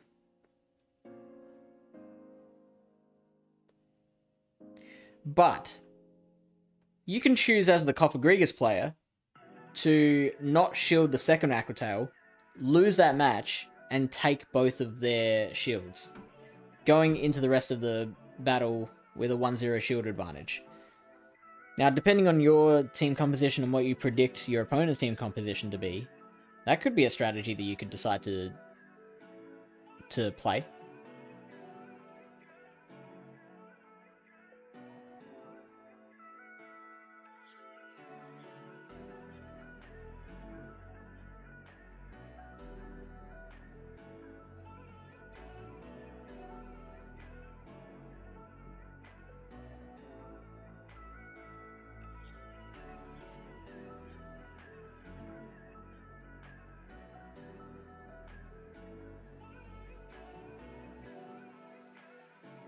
I'm waiting because I get the sense you're typing something else and I don't want to be rude.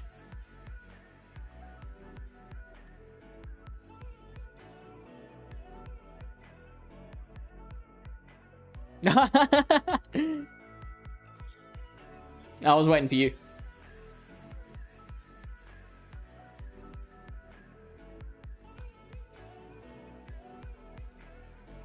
How much does a Dark Pulse do, by the way? It does 47%.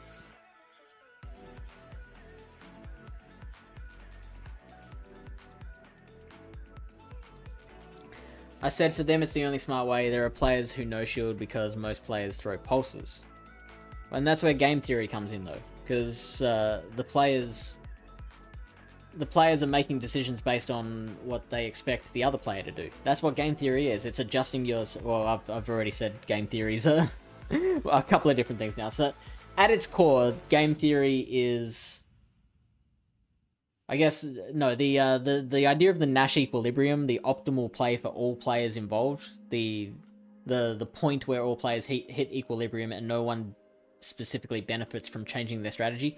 That's not the core of game theory, but it is a huge part of it. I guess the core of game theory is the study of decision making and how that decision making is affected by the other players' decision making. And I think that's what we're doing right now, is we're discussing the possibilities that can occur in this particular matchup and how best to address them.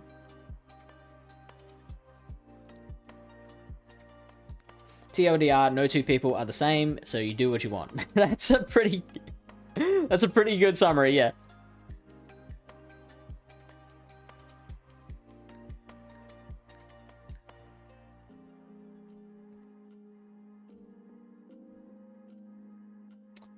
So what is it again? VB 5215.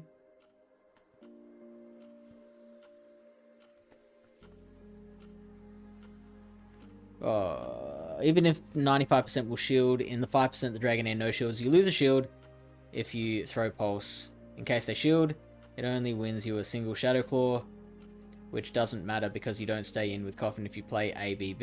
You take a move, throw a move, force the shield, and swap. If you have shield advantage now and they swap something in that beats you as well. I mean, but then, okay, you swap out and you swap into your, I don't know, you've got Copper Gregus and let's say a counter user. You swap in your Shadow Machamp and they've got Dunsparce. So they've got Copper Gregus in the back. They've got their own Copper Gregus. And then it's like, well, now I've just given them a shit ton of farm. Like, giving up swap is very dangerous.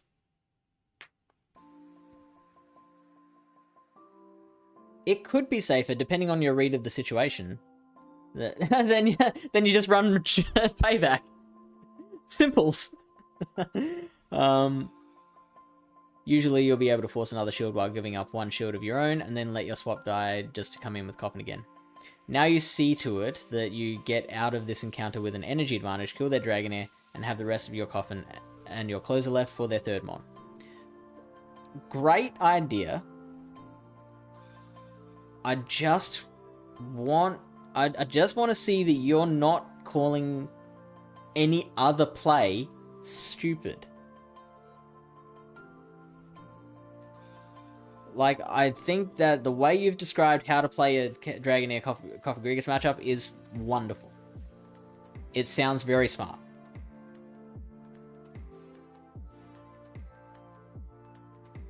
I mean, I feel like Stone Soul was just being facetious. I don't think there was a need to shoot that down.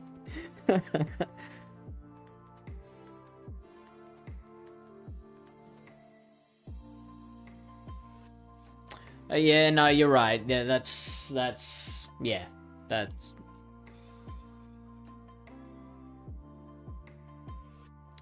No, yeah, you're right about that. That is assuming we're playing ABB though. Is your argument based on the assumption that we're playing ABB?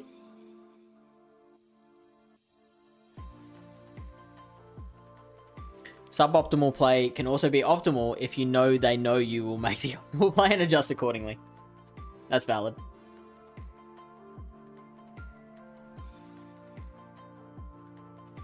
Because they talk about that in poker too.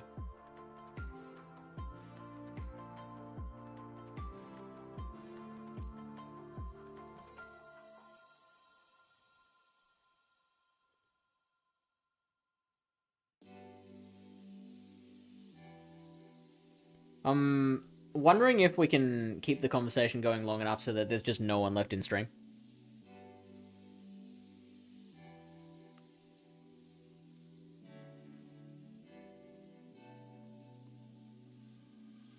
So yeah, Chase, are you assuming an ABB line on the Coffee user's side? 35 people to Outlast. If there are two plays, one is objectively better, since it has no disadvantages. I think we've all given possible advantages of playing it a different way, though. And I don't think there are just two ways to play something. And the second play has disadvantages and gives the opponent an advantage. It's simply a smart way to play it and a dumb way. Yeah, so we both, myself, Zetab, and I don't think Stone Soul hasn't no two people at the same time. Yeah, I'll throw Stone Soul in there. Like all three of us have said, well, no, there are different ways to play it, and there are advantages to that play. The assumption is not based on playing ABB. The comment was just regarding your comment of giving up swap is dangerous. It is, yeah, but after losing lead, it's a common way for plenty of teams. Sure, yeah, okay, yeah, fair enough. So, yeah, you're saying you're making the assumption that the Coffee has to swap out,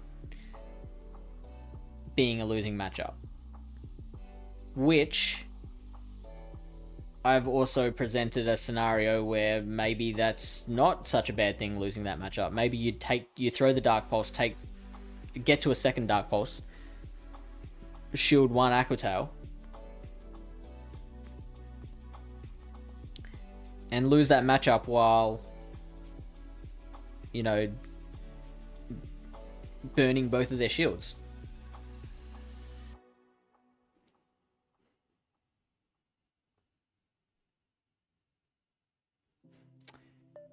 Well, I mean, I don't think we've strayed from Dragonair versus Coffin lead, but we do have to factor in team reads, meta understanding, even factors such as understanding the opponent. Like, there might be someone you've played before, it might be someone you know, it might be you might have seen a certain course of action play out multiple times that's different from the one you're describing. So, like, there's so many other factors that do need to be considered.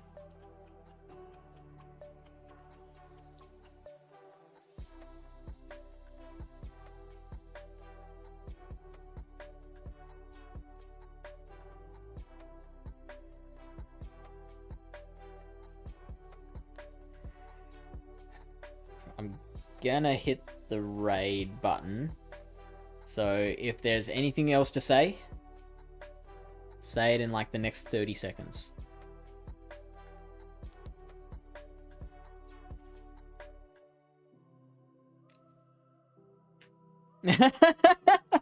It is also 12:30 for me.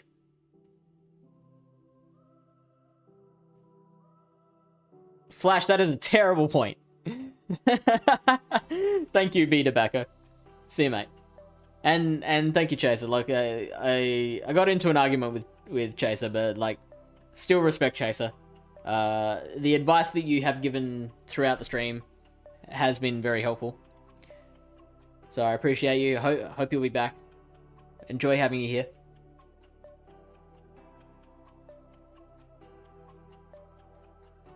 I like to say that a sign of a close relationship is someone that you can argue with, and it doesn't like ruin the relationship.